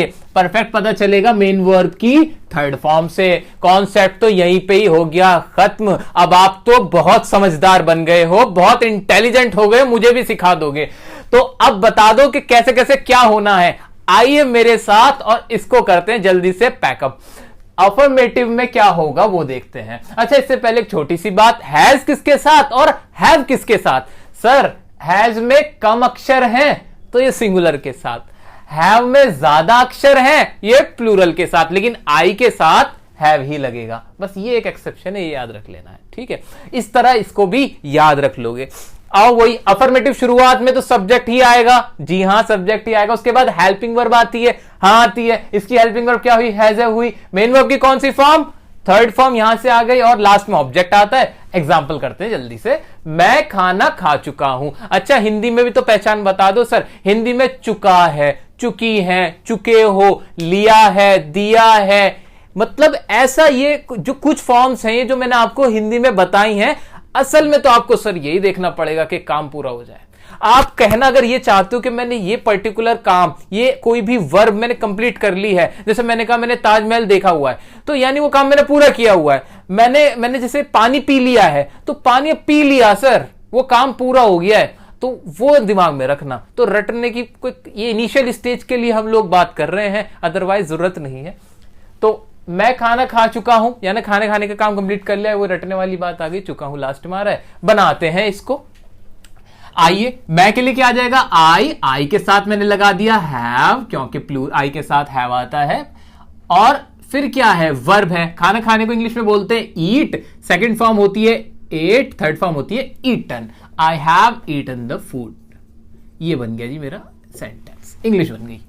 हम उससे मिल चुके हैं, सब्जेक्ट क्या, वी, साथ में क्या आएगा, हैव। सर हैज लगाओ ना, अरे क्यों लगाऊं, प्लूरल के साथ तो हैव आता है। मीट की थर्ड फॉर्म होती है मैट, वी हैव मैट, और साथ में क्या लगा दिया मैंने, हिम। हर भी आ सकता है, लड़का लड़की देखना पड़ेगा।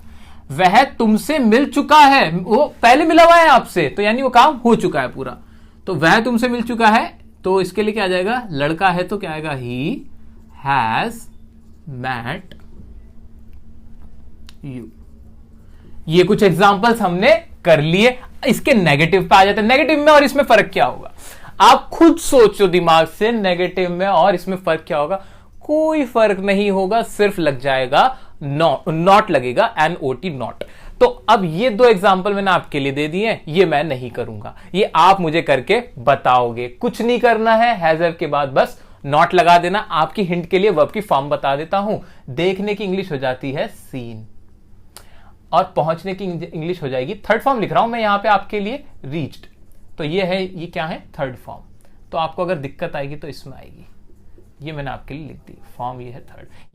दोस्तों इसका इंटरोगेटिव और देख लेते हैं। इंटरोगेटिव में भी क्या होगा, अब आप तो खुद बनाओगे स्ट्रक्चर, क्योंकि आप जानते हो कि कैसे बनना है। इंटरोगेटिव है तो सबसे पहले दिमाग में क्या आया कि शुरुआत में क्या आनी चाहिए, उसकी हेल्पिंग वर्ब। हाँ जी, हेल्पिंग वर्ब रख दी क्या, हाँ रख दी जी, हैव आ गया। सब्जेक्ट लगाना होता है, उसके बाद सब्जेक्ट रखा, हाँ सब्जेक्ट रखा। सब्जेक्ट के बाद फिर क्या लगती है, मेन वर्ब लगती है, हाँ मेन वर्ब लगती है। लेकिन क्योंकि ये परफेक्ट है, इसके लिए लगा दो फॉर्म थर्ड, लगा दी थर्ड। लास्ट में ऑब्जेक्ट आता है, रख दिया, हाँ जी रख दिया ऑब्जेक्ट, बन गया स्ट्रक्चर। रटा तो है ही नहीं। ठीक है, अब इसके कुछ एग्जांपल देखते हैं, जल्दी से उसकी इंग्लिश भी बना देते हैं। एग्जांपल क्या है, क्या तुम मैच जीत चुके हो, क्या तुम मैच जीत चुके हो, यानी मैच जीतने का काम खत्म हो गया है। तो बनाएंगे इसकी।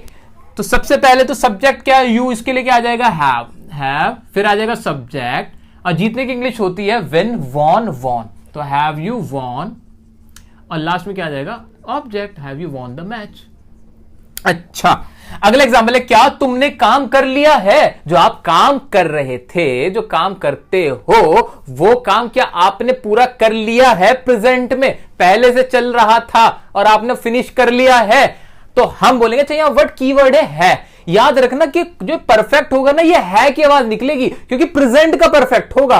अगर था की आवाज निकली फिर वो प्रेजेंट का नहीं होगा। ये हमें माइंड में रखना है। जितने भी प्रेजेंट टेंस होंगे उनकी आवाज, हिंदी की अगर मैं बात करूं तो है में आएगी, है, हूं, हो। ये बहुत जनरल बात है, साधारण। अगर आप इस पे गौर नहीं करोगे तो दिक्कत में आ जाओगे। ठीक है, तो अब इसकी इंग्लिश क्या होगी, क्या तुमने काम कर लिया, शुरू में तो हैव ही आएगा, हैव यू, और करने की इंग्लिश होती है डू, और थर्ड फॉर्म होती है done, have you done the work.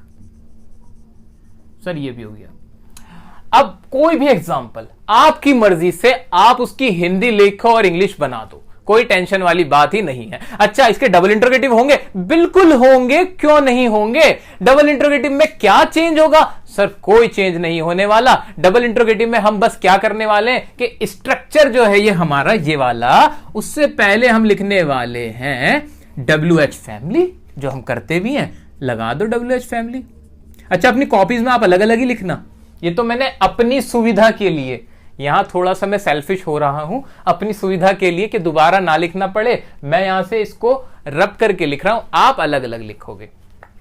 अच्छा, और एग्जांपल में क्या हो जाएगा, शुरू में क्या नहीं आएगा और क्या कहां पर आएगा, क्या तुम मैच जीत चुके हो, हम कह देंगे तुम कब, हमने इसको बना दिया कब, तुम कब मैच जीत चुके हो।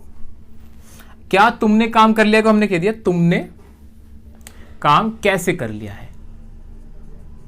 ये तो मैंने अपने अकॉर्डिंग सेंटेंस बनाया, आप भी अपनी मर्जी का कोई भी सेंटेंस, जी हां, रूल लगाओ और बना लो ना। अब तो आप मालिक हो गए, आप राजा बन गए हो, आपको सब पता चल गया है कि कैसे करना है। अब इंग्लिश में डर नहीं लगना चाहिए, बिल्कुल नहीं। अब तो पढ़ा सकते हो। तुमने अब ये बनाया हमने, तुमने काम कैसे कर लिया। अब इसकी इंग्लिश में क्या फर्क आ जाएगा, कोई फर्क आएगा। देखो जादू, जादू कुछ नहीं करूंगा मैं क्या कर दूंगा, कब की इंग्लिश क्या होती है, वैन। मैंने इसके आगे बस वैन जोड़ दिया। चलो लो साफ साफ लिख देते हैं, यहां पे लिख देंगे वैन, बस। जादू, इसमें क्या करूंगा, पूरा मिटाऊं, मैं तो नहीं मिटा रहा। तुमने काम कैसे कर लिया को मैं कर दूंगा हाउ, बस। ये तो फर्क है। तो ये बन गए हमारे डबल इंटरोगेटिव। तो ये डबल इंटरोगेटिव का स्ट्रक्चर था, और इस तरह ये करते हुए हमने बहुत ही शानदार तरीके से प्रेजेंट परफेक्ट टेंस को भी परफेक्टली खत्म कर लिया है। अब बारी आई है प्रेजेंट परफेक्ट कंटिन्यूअस टेंस की, जिसके बारे में हमने कहा था कि ये खाम में टेंस को बढ़ा देने वाली बात है। इसके टाइप का कोई खास रेलेवेंस नहीं है, इस्तेमाल करने में भी काफी कम इस्तेमाल होता है ये टेंस, लेकिन इस्तेमाल होता है, ये इंपॉर्टेंट है। तो हमें सब कुछ पढ़ना है और बहुत अच्छे से पढ़ना है। तो प्रेजेंट परफेक्ट कंटिन्यूअस कंफ्यूज करने के लिए बहुत बढ़िया ये टेंस है, क्योंकि इसके नाम में दोनों ही आ जाते हैं, परफेक्ट भी और कंटिन्यूअस भी। अब सर हम क्या समझें इसको, तो आप ये समझें कि ये जो कंटिन्यूअस टेंस है जो कि परफेक्ट है, इसको लिख भी लो कि ये कौन सा टेंस है, कंटिन्यूअस है जो कि परफेक्ट है। इसका मतलब क्या हुआ, इसका मतलब यह हुआ कि जो इसकी कंटिन्यूटी है ना, ये जो दिल की धड़कन चल रही है, तक धक धक धक ये जो हो रहा है, वो एक सिस्टमैटिक मैनर में हो रहा है, यानी हमें मालूम है कि ये कब से चल रही है। तो इसलिए इसका नाम दे रखा है प्रेजेंट परफेक्ट कंटिन्यूअस टेंस, कि हमें मालूम है कि ये काम कब से चल रहा है, इसकी टाइमिंग हमें पता है। मैंने आपके सामने एक एग्जांपल रखा कि मैं आपको पढ़ा रहा हूं, ये कौन सा टेंस है। आपने जैसे ही देखा समझ में आया और एकदम आपने फटाक आंसर दिया कि ये तो टेंस है प्रेजेंट कंटिन्यूअस। ओके, मैंने कहा वेरी गुड। मैंने आपसे फिर कहा कि अब एक और एग्जांपल सुनो। मैंने आपसे कहा कि मैं 10 साल से पढ़ा रहा हूं, अब ये कौन सा टेंस है। आपने फिर जोश के साथ कहा सर ये है प्रेजेंट कंटिन्यूअस टेंस। मैंने कहा गलत जवाब, आप फंस गए। अब मछली फंसी जाल में, यही फंसते हैं हम एग्जाम में, क्योंकि जब हमने कहा कि मैं 10 साल से पढ़ा रहा हूं, इसका मतलब यह हुआ कि मुझे मालूम है कि मैं पढ़ाने का काम कब से कर रहा हूं, कि ये कंटिन्यूटी जो है वो मुझे मालूम है। यही हमारा प्रेजेंट परफेक्ट कंटिन्यूअस टेंस है, कि हमें जब मालूम हो कि कोई काम चल रहा है और वो कब से चल रहा है। तो ये जो ये लैंडमार्क समझ लो इसको, या कोई भी स्टार्टिंग पॉइंट अगर आपको दिया हुआ है तो आप उसको कौन सा टेंस बोलेंगे, बोलेंगे वो परफेक्ट कंटिन्यूअस है। तो यहां परफेक्ट का मीनिंग समझ में आया कि नहीं आया। फिर से वही वाली बात कि हमने इसमें लॉजिक देखा, हमें पता चला कि इसका नाम ये क्यों है। अगर आपको ये बात अच्छी लगी हो तो वीडियो को लाइक जरूर करिएगा। ठीक है, अब आगे बढ़ते हैं इसकी हेल्पिंग वर्ब की तरफ। हेल्पिंग वर्ब इसकी होती है हैज बीन और हैव बीन। अब हैज बीन और हैव बीन किसके साथ आएगा, तो आप बहुत समझदार हो। हैज बीन तो हैज हमने अब तक कहां लगाया था, सिंगुलर्स के साथ। वही रूल है, हैज बीन लगा दो सिंगुलर्स के साथ। हैव बीन किसके साथ आएगा, अरे वही रूल है, प्लूरल्स के साथ और आई के साथ, कोई बदलाव नहीं है। आ गया अफर्मेटिव का स्ट्रक्चर। फिर आप अपनी कलाकारी दिखाओ, आपके अंदर का साइंटिस्ट फिर से निकल के आएगा और कहेगा कि अफर्मेटिव अगर सेंटेंस का टाइप है तो मैं सबसे पहले इंग्लिश बना दूंगा सब्जेक्ट की। वेरी गुड, सब्जेक्ट सबसे पहले रख दो, उसके बाद रखूंगा मैं हेल्पिंग वर्ब। लेकिन जरा संभल के दोस्त, क्योंकि यहां हैज हैव के बाद बीन है, पूरा हैज बीन इकट्ठा नहीं आएगा, इनको जुदा कर दिया गया, हैज बीन को जुदा कर दिया गया। ठीक है, तो हैज हैव लगाओगे फिर बीन आएगा, और फिर मेन वर्ब की कौन सी फॉर्म लगानी चाहिए, यहां फर्स्ट लिखा है। सर फर्स्ट क्यों लिखा, ये तो परफेक्ट था। नहीं भाई, परफेक्ट कंटिन्यूअस था, काम तो चल रहा है, और जब भी काम चल रहा हो मुझे मालूम है आएगी तो फर्स्ट फॉर्म और आईएनजी।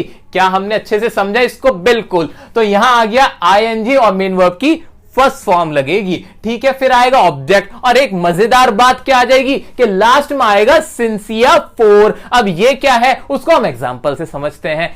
आइए एग्जाम्पल को देखते हैं। पहला एग्जाम्पल है हमारा, मैं सुबह से आपका इंतजार कर रहा हूं। अच्छा सर, इसकी कोई पहचान तो बताई नहीं, हिंदी में कैसे पहचानेंगे? हिंदी में ऐसे पहचानेंगे कि काम तो चल रहा होगा लेकिन कोई टाइम दिया हुआ होगा कि इस टाइम से चल रहा है। जैसे ही टाइमिंग दी हो तो दिमाग की घंटी बज जानी चाहिए कि सर ये तो परफेक्ट कंटिन्यूअस टेंस है, रूल वो वाले लगेंगे, ठीक है। तो सबसे पहले मैक इंग्लिश बना लेता हूं।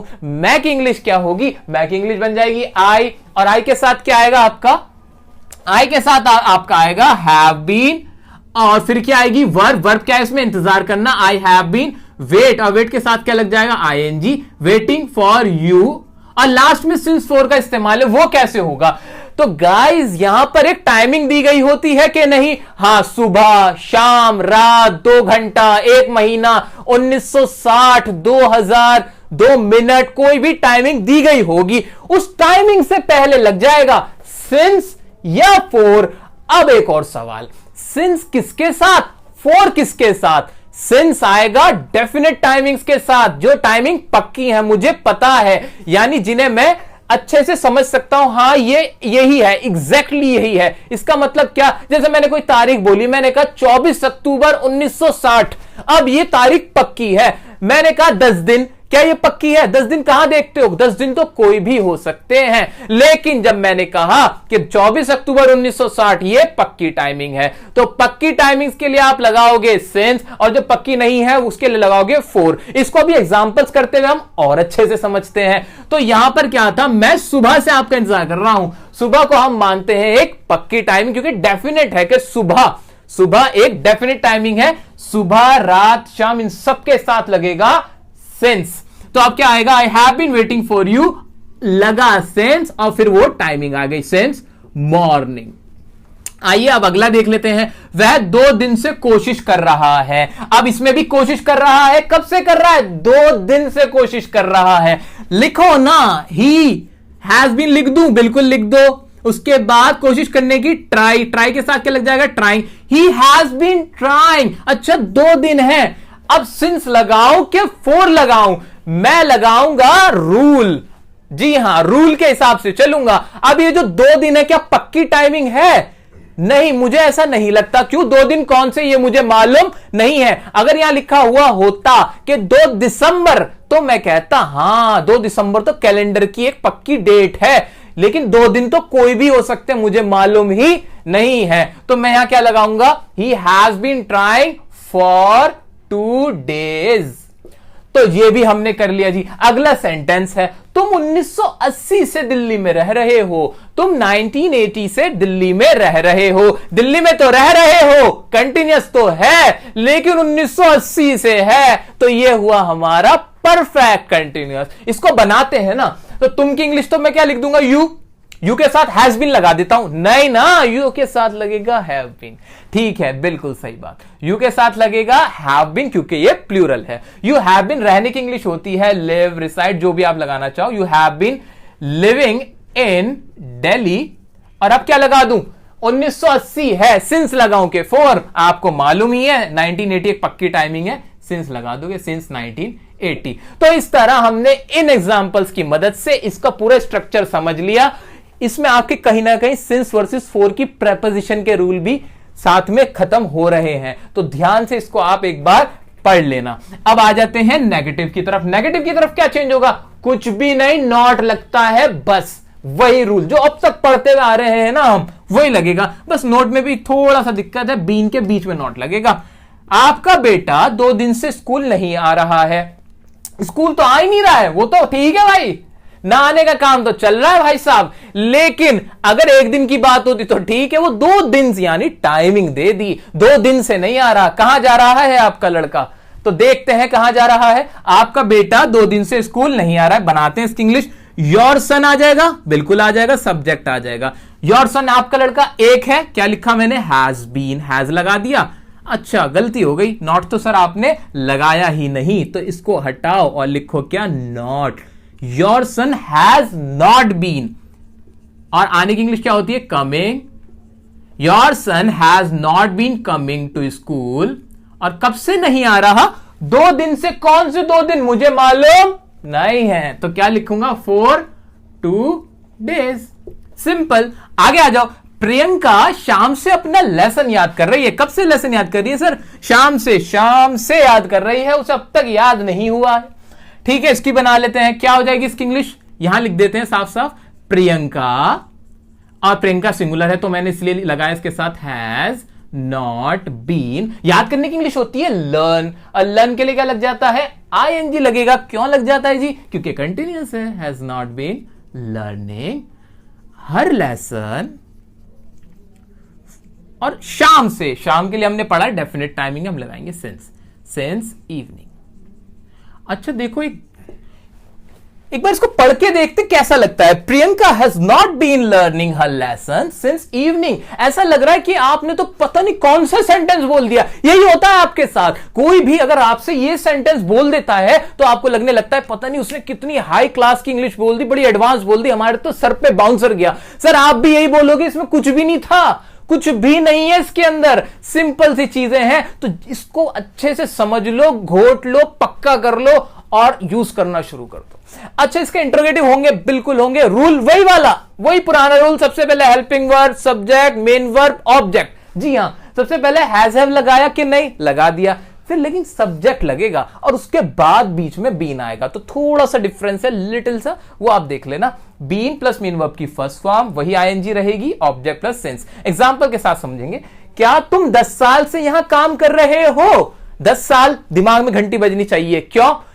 ये यहां पे 10 साल एक टाइमिंग आ गई, इसलिए हम बोलेंगे कि ये कौन सा कंटिन्यूअस है? परफेक्ट कंटिन्यूअस है। इसकी इंग्लिश बनाते हैं। शुरू में क्या आ गया? यानी नॉर्मल इंट्रोगेटिव है। तो अब इसके आगे हम सबसे पहले लिखेंगे have you been working here, और 10 साल के लिए क्या लगा दूं? सिंस लगा दूं क्या? नहीं सर, सिंस नहीं आएगा, यहां आएगा 4। क्यों आएगा? क्योंकि 10 साल पक्की टाइमिंग नहीं है, और पक्की टाइमिंग के लिए हम क्या लगाते हैं? 4। अच्छा, मेरा आपसे एक सवाल, अगर यहां पर 10 साल ना होता और यहां होता 10 जनवरी, तो क्या 4 लगा रहता? अगर हमारे क्वेश्चन में 10 साल की जगह लिखा होता 10 जनवरी, 10 साल की जगह लिखा होता 10 जनवरी, तो क्या सेंटेंस यही बना रहता?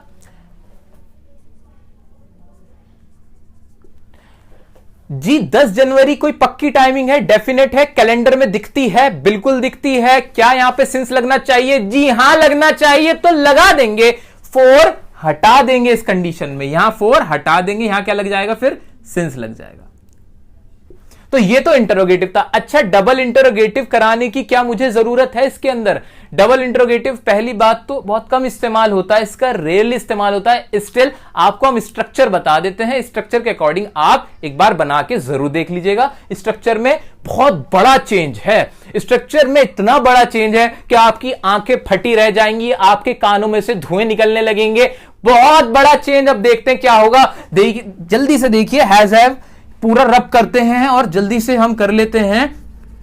हां, हो गया, हो गया। आप WH फैमिली लगा देंगे और ये स्ट्रक्चर बन जाएगा। ठीक है, थैंक यू। दोस्तों, अब हम बात करने जा रहे हैं पास्ट इंडेफिनिट टेंस की। पास्ट इंडेफिनिट वर्ड सुनते ही दिमाग में क्या आया? ये आया कि काम जो हुआ है उसकी टाइमिंग तो है पास्ट में, यानी बीते हुए कल में, और वो काम कितना हुआ है? वो है इंडेफिनिट, यानी वो डेफिनिट नहीं है, मुझे मालूम नहीं है कि कितना हुआ है। आमतौर पर पास्ट इंडेफिनिट टेंस के अंदर हम वो बातें करते हैं कि जो हमने पास्ट में कोई काम किया उसे हम अब बता देते हैं। ये वाली जो बातें होंगे, ये वाले जो सेंटेंसेस होंगे, वो बनते हैं पास्ट इंडेफिनिट टेंस में। अच्छा, इसके और आगे बात करने से पहले मैं आपको एक बात पे ध्यान दिलाना चाहूंगा कि इसके अंदर जो फॉर्म यूज होती है वो होती है second form of verb. Past indefinite के अंदर फॉर्म ऑफ वर्ब यूज होगी सेकंड। जो हमारी 3 फॉर्म्स ऑफ वर्ब होती है ना, फर्स्ट सेकंड थर्ड, उसमें जो सेकंड होगी वो होगी पास्ट इंडेफिनिट में इस्तेमाल। अच्छा एक बात और, इसको याद कैसे रखोगे? इसको याद रखना ना बहुत ही आसान काम है। वो कैसे कि जो हमारी तीनों फॉर्म हुई उसमें फर्स्ट और थर्ड का तो बहुत जगह इस्तेमाल होता है, लेकिन ये जो सेकंड फॉर्म होती है ना, सेकंड फॉर्म का सिर्फ और सिर्फ इस्तेमाल पूरी इंग्लिश के अंदर सिर्फ पास्ट इंडेफिनिट में होता है। मैं ये कह सकता हूं कि सेकंड फॉर्म बनाई ही गई है इस पास्ट इंडेफिनिट के लिए। तो ये याद रखना बहुत आसान काम है, बहुत स्पेशल टेंस है। अच्छा इसकी बात करते हैं कि इसका इस्तेमाल कितना होता है। पास्ट इंडेफिनिट का बहुत ज्यादा इस्तेमाल होता है। कैसे? क्योंकि हम लोगों की टेंडेंसी होती है, ह्यूमन बींग्स की एक आदत होती है कि हम लोग बात करते हैं पुरानी, पिछली, मैंने ये किया, मैंने वो किया, मैं वहां गया, मैं ये घूमा, ये वो, जितनी भी आप अपनी बातें बताते हो, घटनाएं बताते हो, वो सब किस में बताते हो? आप पास्ट इंडेफिनिट में ही बताते हो। तो इसका इस्तेमाल बहुत ही ज्यादा होता है, तो इसको बहुत अच्छे से पढ़ना है हमें। अच्छा अब एक बात और मेरे दिमाग में आ रही है, वो क्या है? जब मैं इस चार्ट को देखता हूं, यहां तो ये लिखा है कि अगर टेंस इंडेफिनिट हो तो फॉर्म ऑफ वर्ब लगेगी फर्स्ट।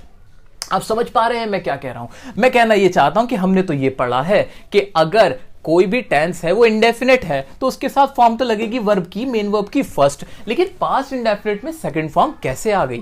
इसका जवाब ये है कि सिर्फ यही एक टेंस है, ये ही एक टेंस है जिसके अंदर एक एक्सेप्शन है कि इंडेफिनिट तो है लेकिन फॉर्म लगेगी सेकंड। तो हमने ये पढ़ा कि ये एक एक्सेप्शन है, इस रूल का सिर्फ एक एक्सेप्शन है, वो है ये हमारा क्या? Past indefinite tense. अच्छा एक्सेप्शन याद कैसे होगी? अरे याद करने की जरूरत ही नहीं पड़ेगी, क्योंकि मैंने बोला तो आपसे कि वर्ब की सेकंड फॉर्म सिर्फ और सिर्फ पास्ट इंडेफिनिट में इस्तेमाल की जाएगी।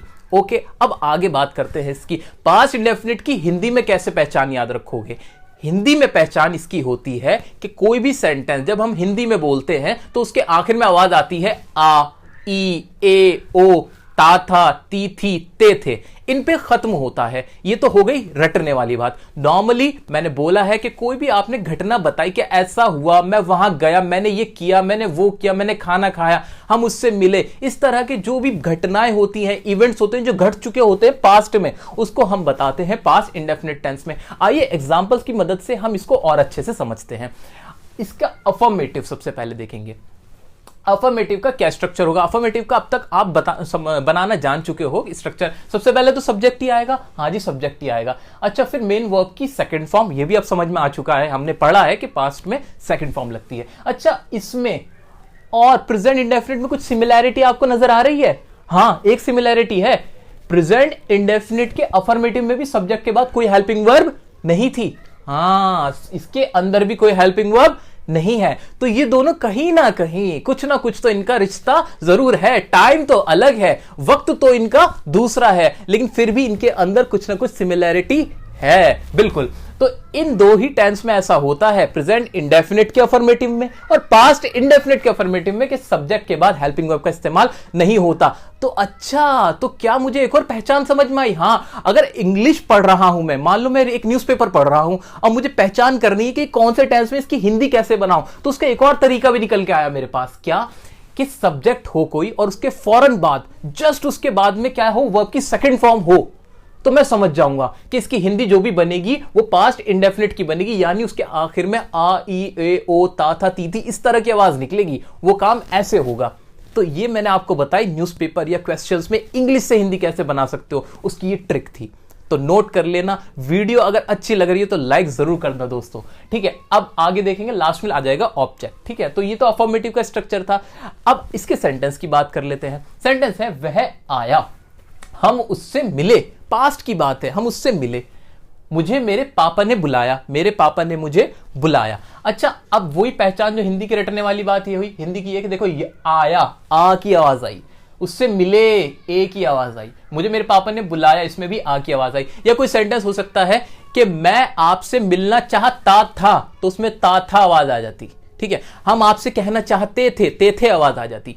तो ये ता था, ये सब रटने वाली बात है। अगर आपको अभी इनिशियल स्टेज में दिक्कत आ रही है तो इस रटने वाली टेक्निक को भी आप अपना सकते हो। वैसे तो मुझे समझ में आ रहा है कि पास्ट की बात हो रही है। अगर यहां पर है हो जाता, अगर यहां पे हूं हो जाता या है हो जाता, अगर कोई ऐसा होता जिसको जो प्रेजेंट की पहचान होता, क्योंकि है, हूं, है, हो, ये तो प्रेजेंट की बात करते हैं, चलते हुए वक्त की बात करते हैं, प्रेजेंट टाइम में हम हैं। लेकिन यहां पर अगर ये ना हो तो ये पास्ट इंडेफिनिट होगा, पास्ट की बात होगी।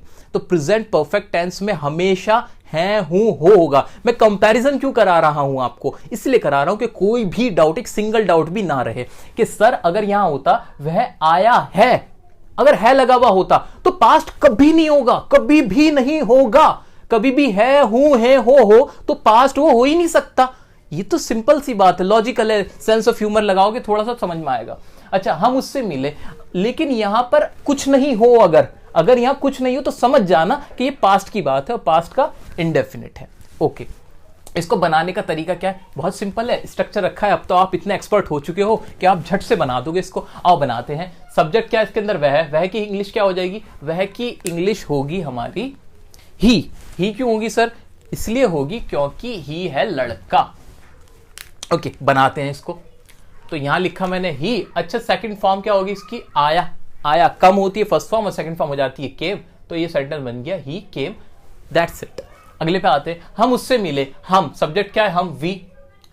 मिलने की इंग्लिश क्या हो जाएगी? Meet, met. और उससे के लिए क्या हो जाएगा? हिम या फिर हर। मैं हिम लगा देता हूं। मुझे मेरे पापा ने बुलाया। किसको बुलाया? मुझे, मेरे पापा ने। तो माय फादर सब्जेक्ट हुआ हमारा। वर्ब की सेकंड फॉर्म, वर्ब क्या है इसमें? बुलाना। बुलाने की इंग्लिश होती है कॉल और सेकंड फॉर्म हो जाएगी कॉल्ड। माय फादर, और ये लिख दिया मैंने, कॉल्ड मी। कोई भी सेंटेंस आ जाए। अब ये पॉसिबल नहीं है कि मैं आपको 50 सेंटेंस यहां पे कराऊं, लेकिन यही एक यूनिवर्सल रूल है। कोई घबराने वाली बात नहीं, बिल्कुल कॉन्फिडेंस के साथ कोई भी सेंटेंस आ जाए इसी तरह बनाना, स्ट्रक्चर अप्लाई करो, सब्जेक्ट रखो, वर्ब की साइड में, और बाकी चीजें जो भी आ जाए, जितना ही बड़ा सेंटेंस है वो लास्ट में रख दो। अब आ जाते हैं इसके नेगेटिव पे। अच्छा, नेगेटिव में क्या हो सकता है? Subject plus did plus not plus main verb की फर्स्ट फॉर्म प्लस ऑब्जेक्ट, कुछ भी नहीं करा, वही था, हेल्पिंग वर्ब थी और उसके साथ नॉट लगाया। अच्छा, लेकिन कुछ एक चीज है जो मेरे को समझनी है। वो चीज क्या है कि सर एक बात बताओ, यहां पे ये मेन वर्ब की फर्स्ट फॉर्म कैसे? आपने तो बोला था सेकंड फॉर्म इस्तेमाल होती है। हाँ, बोला तो था सेकंड फॉर्म इस्तेमाल होती है, लेकिन अब सुनो इसका आंसर। ये जो डिड लगा है, ये किसकी सेकंड फॉर्म है आप बताओ? ये तो डू की सेकंड फॉर्म है। आप जब भी वोकैब खोलोगे, फॉर्म्स ऑफ वर्ब में जाके देखोगे तो डू, डिड, डन होता है। यानी डिड क्या हुआ? ये हो गई सेकंड फॉर्म। आ गई ना सेकंड फॉर्म? आ गई सेकंड फॉर्म, क्योंकि यहां पे हमने कहा कि सेकंड फॉर्म इस्तेमाल होती है, और हां होती है। देखो प्रूफ, ये रही सेकंड फॉर्म। तो अब जब एक बार सेकंड फॉर्म लगा दी तो मेन वर्ब में सेकंड फॉर्म बार बार क्यों लगाओगे? टेंस के रूल्स पढ़ क्यों रहे हैं? पढ़ इसलिए रहे हैं ताकि हमें पहचान हो जाए कि कोई बात कैसे हो रही है, कोई काम कितना हुआ, इसलिए तो पढ़ रहे हैं। इसलिए तो नहीं पढ़ रहे हैं ना बार बार पहचान लगाते चले जाओगे। एक बार एक पहचान लगा दी, पहचान ये थी कि सेकंड फॉर्म थी, वो लग चुकी, अब बार बार लगाने की कोई जरूरत नहीं है। इस टेंस के पीछे ये जो पास्ट इंडेफिनिट है, एक आपको मजे की बात बताता हूं, अगर आप गूगल करना चाहो कर सकते हो। हुआ ये था कि हमारे मशहूर एक राइटर है, राइटर का नाम है चेतन भगत, जिन्होंने हाफ गर्लफ्रेंड मूवी की जो नॉवल है वो उन्होंने लिखा है, और भी कई सारे नॉवल उन्होंने लिखे हैं। उनसे गलती से एक मिस्टेक हुई थी ट्विटर पे। उन्होंने क्या किया था, उन्होंने ये जो डिड था, डिड लगाने के बाद यहां मेन वर्ब की सेकंड फॉर्म लगा दी थी, और उसके पीछे लोगों ने खामखामे ट्रोल करना शुरू कर दिया था, जो कि कोई भी साधारण सा व्यक्ति कर सकता है गलती, कोई ऐसी बात नहीं थी। लेकिन एक बात बता रहा हूं मैं कि यहां सबसे ज्यादा गलती होती है, आप भी करोगे, लेकिन अब वीडियो देखने के बाद मत करना। यहां पर सेकंड फॉर्म बिल्कुल नहीं आएगी, यहां लग चुकी है एक बार सेकंड फॉर्म, दोबारा नहीं आएगी, ठीक है? तो यहां बड़े बड़े लोग गलती कर सकते हैं, तो आपको यह बात दिमाग में रखनी है, आप भी बड़े लोग हो, आप गलती मत करना। आते हैं इसके कुछ एग्जाम्पल्स की तरफ। मैंने झूठ नहीं बोला, कोई बात नहीं है, सारा वही कुछ है। लास्ट की पहचान देखो, मैंने झूठ नहीं बोला, आखिर में आवाज आई आ की। पास्ट में कोई काम हुआ था झूठ बोलने का, आपने कहा वो काम मैंने नहीं किया, तो लिखो आई, इसको हम लिखेंगे आई, और फिर डिड नॉट आ जाएगा, सबके साथ डिड आएगा, टेंशन खत्म हो जाती है। यहां पे कोई और दूसरा अल्टरनेटिव है ही नहीं। आई डिड नॉट, और फिर क्या आएगा? झूठ बोलने की इंग्लिश होती है tell a lie. I did not tell a lie. उसने फिल्म नहीं देखी, पास्ट में कोई फिल्म देखने का काम था जो उसने नहीं किया, तो लिखो उसने फिल्म नहीं देखी, आखिर में ई की आवाज आ रही है। ही, ये शी भी लगा सकते थे यहां पे, ही डिड नॉट, और फिल्म देखने को बोलेंगे वॉच द फिल्म। ओके, आगे बढ़ते हैं। मिस्टर दीपक ने हमें नहीं पढ़ाया। सेंटेंस कुछ भी हो जाए, कोई सा भी आ जाए, हमें क्या दिक्कत है? कोई नाम आ जाए, दीपक आ जाए, रमेश आ जाए, सुरेश आ जाए, रवि आ जाए, हमें कोई मतलब नहीं है। वर्ब कोई सी भी आ जाए, खाना पीना, हंसना रोना नहाना, कुछ भी, हमें क्या मतलब है? स्ट्रक्चर पढ़ना है, पहचान देखनी, लगा देना, इंग्लिश बना दो, बन जाओ एक्सपर्ट। आओ, मिस्टर दीपक ने हमें नहीं पढ़ाया, तो मिस्टर दीपक सब्जेक्ट है, लगाओ। फिर वर्ब क्या आएगी? डिड नॉट, और पढ़ाना टीच, और किसको नहीं पढ़ाया? हमें, us. Mister Deepak did not teach us. अच्छा, कुछ एग्जांपल्स और समझ लो वर्बली, अफर्मेटिव के और नेगेटिव के। जैसे एग्जांपल क्या हो सकता है? मैं गया, तो इंग्लिश क्या बन जाएगी? I went. तुम आए, यू केम। ठीक है, हमने उसे बुलाया, वी कॉल्ड हिम। उसने कहा, ही सेड। मैंने उससे पूछा, आई आस्क्ड हिम। मैं घर वापस आया, आई रिटर्न्ड एट होम। तुमने क्या कहा? व्हाट डिड यू से? हमने पूछा, वी आस्क्ड। कुछ भी, हमने खाना नहीं खाया, we did not eat the food. मैंने क्रिकेट नहीं खेला, we did not play the cricket. तो कुछ भी बना सकते हो वर्बली। अब कितने बोल सकते हो, लिखने में कितने ही लिख सकते हो। आगे बढ़ते हैं इंटरोगेटिव की तरफ। इंटरोगेटिव में क्या पढ़ रखा है हमने? कुछ भी नहीं। सबसे पहले क्या आ जाएगी? हेल्पिंग वर्ब आ गई। हेल्पिंग वर्ब इसकी डिड थी, डिड आ गई। सब्जेक्ट आना ही था। मेन वर्ब की फिर से फर्स्ट फॉर्म आएगी क्या? बिल्कुल आएगी, डिड आ गई ना। सेकंड फॉर्म पास्ट इंडेफिनिट हो गया, और ऑब्जेक्ट आ जाएगा, मार्क ऑफ इंटरोगेशन आएगा। क्या तुमने यूट्यूब पर वीडियो देखी? देखो, कुछ डिफरेंट सा एग्जांपल ले लिया। इसको बनाने में दिक्कत है? कोई दिक्कत नहीं, बनाते हैं ना। क्या तुमने यूट्यूब पर वीडियो देखी, लास्ट में ई की आवाज आई? ई की आवाज आई, पास्ट में देखने की बात हुई थी। ठीक है, बना दो इसको डिड, फिर लिखो सब्जेक्ट, उसके बाद रखनी मेन वर्ब की फर्स्ट फॉर्म। देखने को क्या बोलते हैं? वॉच, और फिर क्या? Video. Did you watch the video on YouTube? On YouTube, mark of interrogation. ये बन गया did you watch the video on YouTube. Okay, क्या उसने पढ़ाई की? क्या उसने पढ़ाई की? अच्छा, नॉर्मल इंटरोगेटिव सेंटेंस है, इनका आंसर यस या नो ही वाला होता है। आपने पहले पढ़ रखा है इस चीज को। क्या उसने पढ़ाई की? डिड, फिर से डिड आ जाएगा, ही या शी आ जाएगा, डिड ही स्टडी। बस बात खत्म हो गई। क्या तुमने लिखा? Did you right. अच्छा, इसके आगे कुछ भी होता, ऐसा होता कि क्या तुमने ब्लैक बोर्ड पे लिखा, तो क्या लिखते? इसकी इंग्लिश क्या बन जाती? Did you right on black board. क्या तुमने क्लास में लिखा? Did you right in the class. कुछ भी, आगे कुछ भी हो जाए, हमें कोई मतलब नहीं, आपको इतना सही करना है। तो ये हमने देखा अफर्मेटिव, नेगेटिव और इंटरोगेटिव।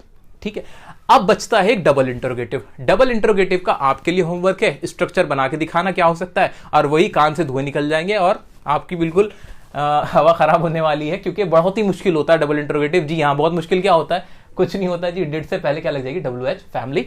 और एग्जांपल क्या हो जा सकते हैं? तुमने मुझे क्यों बुलाया? Why did you call me? तुमने उससे क्या कहा? पास्ट में क्या कहा? What did you say to him? तुमने उससे क्या पूछा? What did you ask him?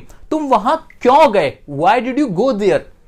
ठीक है, तो ये सेंटेंसेस आप WH फैमिली के बना सकते हो। प्रैक्टिस के लिए 50 सेंटेंस बनाओ, 100 सेंटेंस बनाओ, लेकिन एक बार आज ये वीडियो देखने के बाद बना जरूर लेना, और इस पे कमांड हासिल करना। पास्ट इंडेफिनिट बहुत ज्यादा इस्तेमाल होने वाला है। कभी भी अपनी कोई स्टोरी बताओगे, कुछ भी बताओगे, इंटरव्यू में बैठे हो, कहीं कुछ लिख रहे हो, ये इस्तेमाल बहुत होना है।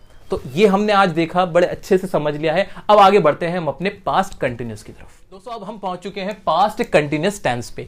पास्ट कंटिन्यूअस टेंस पे जब हम पहुंच गए हैं ना, तो यानी हमने अपना काम बहुत आसान कर लिया है। अब आपको टेंसेस समझने के लिए सिर्फ प्रेजेंट टेंस को समझने की जरूरत होती है। जिसने प्रेजेंट टेंस अच्छे से पढ़ लिए हैं, वो सारे टेंस फिर कर लेगा, क्योंकि उसको एक सोच आ जाती है टेंसेस की, और ये काम हम और आप आज कर चुके हैं इस वीडियो के अंदर। तो अब यहां पर देखते हैं कैसे हम एक जादू करेंगे और ट्रिक के साथ इसको समझेंगे। बिल्कुल जादू सही तो है।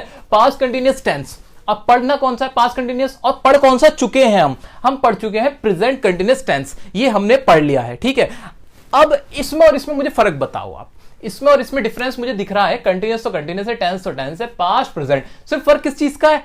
टाइम का। हाँ, सिर्फ इसका और इसका फर्क है, बाकी तो टेंस सेम हो गया। अच्छा, मैं हिंदी में कुछ समझू इसको। प्रेजेंट कंटिन्यूअस में हमने क्या पढ़ा था? प्रेजेंट कंटिन्यूअस में कोई काम प्रेजेंट में चल रहा होता था, दिल की धड़कन थी, ये बात थी। ठीक है जी। कैसे सेंटेंस होते थे? मैं जा रहा हूं, तुम आ रहे हो, मैं जा रहा था, तुम आ रहे थे। यही तो करना है। हाँ, यही करना है, बिल्कुल यही करना है, क्योंकि सिर्फ टाइम बदलना है। टाइम बदलना है, हिंदी में भी टाइम बदल जाएगा और उसकी इंग्लिश बनाने में भी टाइम बदल जाएगा। अच्छा, हिंदी में बदलने के लिए मैंने मैं जा रहा हूं को मैं जा रहा था से बदल दिया, यानी था रिप्लेस कर दिया हूं से, था रिप्लेस कर दिया हूं से। इंग्लिश में क्या करूं? क्या करूं? टाइम बताने के लिए, पहचान करने के लिए हेल्पिंग वर्ब का इस्तेमाल होता है कि नहीं? हाँ, इसकी हेल्पिंग वर्ब क्या होती है? प्रेजेंट कंटिन्यूअस की हेल्पिंग वर्ब होती थी इज, एम, आर। वैसे मैं लिखने में तो खामखा अपना टाइम खराब कर रहा हूं, यहां लिखा तो है ये ना, ये कंटिन्यूअस के लिए तो थी, कंटिन्यूअस की प्रेजेंट के लिए एम, आर थी। पास्ट के कंटिन्यूअस के लिए क्या होती है? क्या होनी चाहिए, बल्कि was वर होनी चाहिए। बिल्कुल, तो मैं कह सकता हूं इसकी हेल्पिंग वर्ब क्या हो जाएगी, was वर। अच्छा, कोई और चेंज करना है, वर्ब की फॉर्म में चेंज करना है? बिल्कुल नहीं। कंटिन्यूअस के लिए मेन वर्ब की फर्स्ट फॉर्म प्लस आईएनजी। सब कुछ बिल्कुल लॉजिकल लिखा हुआ है, सिस्टमैटिक है। बल्कि ताज्जुब होता है, दुख होता है कि आप टेंस नहीं सीख पाते हो, क्योंकि सबसे आसान चीज है इंग्लिश के अंदर प्रेपोजिशन पढ़ने में, कंजंक्शन पढ़ने में तो है ऐसे रूल के इतने क्लियर नहीं है, सोचना पड़ता है, समझना पड़ता है सेंटेंस को पूरा। अरे इसमें तो कुछ भी नहीं है, ये तो बिल्कुल ऐसा है कि आप हलवा रखा है खा लो, देखो कितना सिस्टमैटिक है। कुछ नहीं किया, अफर्मेटिव में बनाने की कुछ जरूरत है? बिल्कुल बच्चों वाली बात हो गई है। अब आप एक्सपर्ट हो, जीनियस बन चुके हो, करो इसको, आओ अफर्मेटिव बनाओ मेरे साथ। सब्जेक्ट रखेंगे, हेल्पिंग वर्ब, प्रेजेंट कंटिन्यूअस का सोचते हुए करो जरा। प्रेजेंट कंटिन्यूअस में क्या होता था, subject is am are, main verb की first form plus ING plus object, ये होता था। क्या बदल दूं, हेल्पिंग वर्ब भी तो चेंज करनी है, सिर्फ वही किया है मैंने कुछ नहीं किया, यहां सिर्फ वही किया है। बिल्कुल हाँ, सब्जेक्ट रखा, वॉज वर लगा दिया। अच्छा, वॉज किसके साथ, वर किसके साथ? वही पुराना रूल है हमारा, वॉज आएगा सिंगुलर्स के साथ, वर आएगा प्लूरल्स के साथ, लेकिन आई के साथ भी आपको वॉज लगाना है। ये एक्सेप्शन याद रख लेना, क्या आई के साथ लगेगा वॉज, ठीक है, बस ये याद रखना है। बाकी सब सेंटेंस सेम है। नेगेटिव में क्या होगा, नेगेटिव में भी कुछ नहीं, इज एम आर हटाओ, वॉज वर लगाओ। इंटरोगेटिव में इज एम आर हटाओ, वॉज वर लगाओ। डबल इंटरोगेटिव में इज एम आर हटाओ, वॉज वर लगाओ। अब एग्जाम्पल समझते हैं। अफर्मेटिव क्या हो सकता है, मैं जा रहा था, आई वॉज गोइंग। मैं पढ़ रहा था, आई वॉज स्टडिंग। पास्ट में कोई काम चल रहा था, उसको बता रहे हो आप। प्रेजेंट में कोई काम चल रहा है, हम समझ चुके हैं। अब पास्ट में कोई काम चल रहा था, उसे हम समझ रहे हैं। मैं आपसे बातें कर रहा था, I was talking to you. मैं फिल्म देख रहा था, I was watching the film. वह आना चाह रही थी, she was trying to come. यहां सेंस पे गया है, वॉन्टिंग नहीं लगता, ट्राइंग लगा दिया मैंने। तुम खेल रहे थे, यू वर प्लेइंग। हम क्या कर रहे थे, वॉट वर वी डूइंग। तो अफर्मेटिव के थे, एक इंट्रोगेटिव का भी एग्जांपल दिया। अब तरीके से चलते हैं, थोड़ा सा नेगेटिव के एग्जांपल्स लेते हैं। मैं झूठ नहीं बोल रहा था, I was not telling a lie. मैं इंग्लिश नहीं बोल रहा था, I was not speaking English. मैं तुमसे नहीं मिल रहा था, I was not meeting you. वह खाना नहीं खा रही थी, she was not eating the food. वह दिवाली नहीं मना रहा था, he was not celebrating Diwali. कुछ भी बना सकते हो, सिर्फ और सिर्फ खेल है, खेल जितना खेलना चाहो आप खेल सकते हो। आओ इंट्रोगेटिव पे। इंट्रोगेटिव वही शुरू में क्या आ जाएगा, नॉर्मल इंट्रोगेटिव है। क्या तुम यहां आ रहे थे, वर यू कमिंग हियर। क्या तुम टीवी देख रहे थे, were you watching the television. क्या तुम मुझे बुला रहे थे, वर यू कॉलिंग मी। क्या तुम क्रिकेट खेल रहे थे, वर यू प्लेइंग क्रिकेट। कुछ भी बना सकते हो आप। आपके पास हथियार है, आपको मैंने एक आमरी दे दी है, अब आप उसको यूज करना, ये आपके ऊपर है कि आप उसको कैसे यूज कर सकते हो। डबल इंटरोगेटिव में क्या हो जाए, डबल एच फैमिली लग जाएगा। तुम यहां क्यों आ रहे थे, why were you coming here. तुम क्या पढ़ रहे थे, वॉट वर यू स्टडिंग। तुम क्या देख रहे थे, वॉट वर यू वॉचिंग। तुम किससे मिल रहे थे, होम वर यू मीटिंग। तो ये तो थे कुछ एग्जाम्पल्स।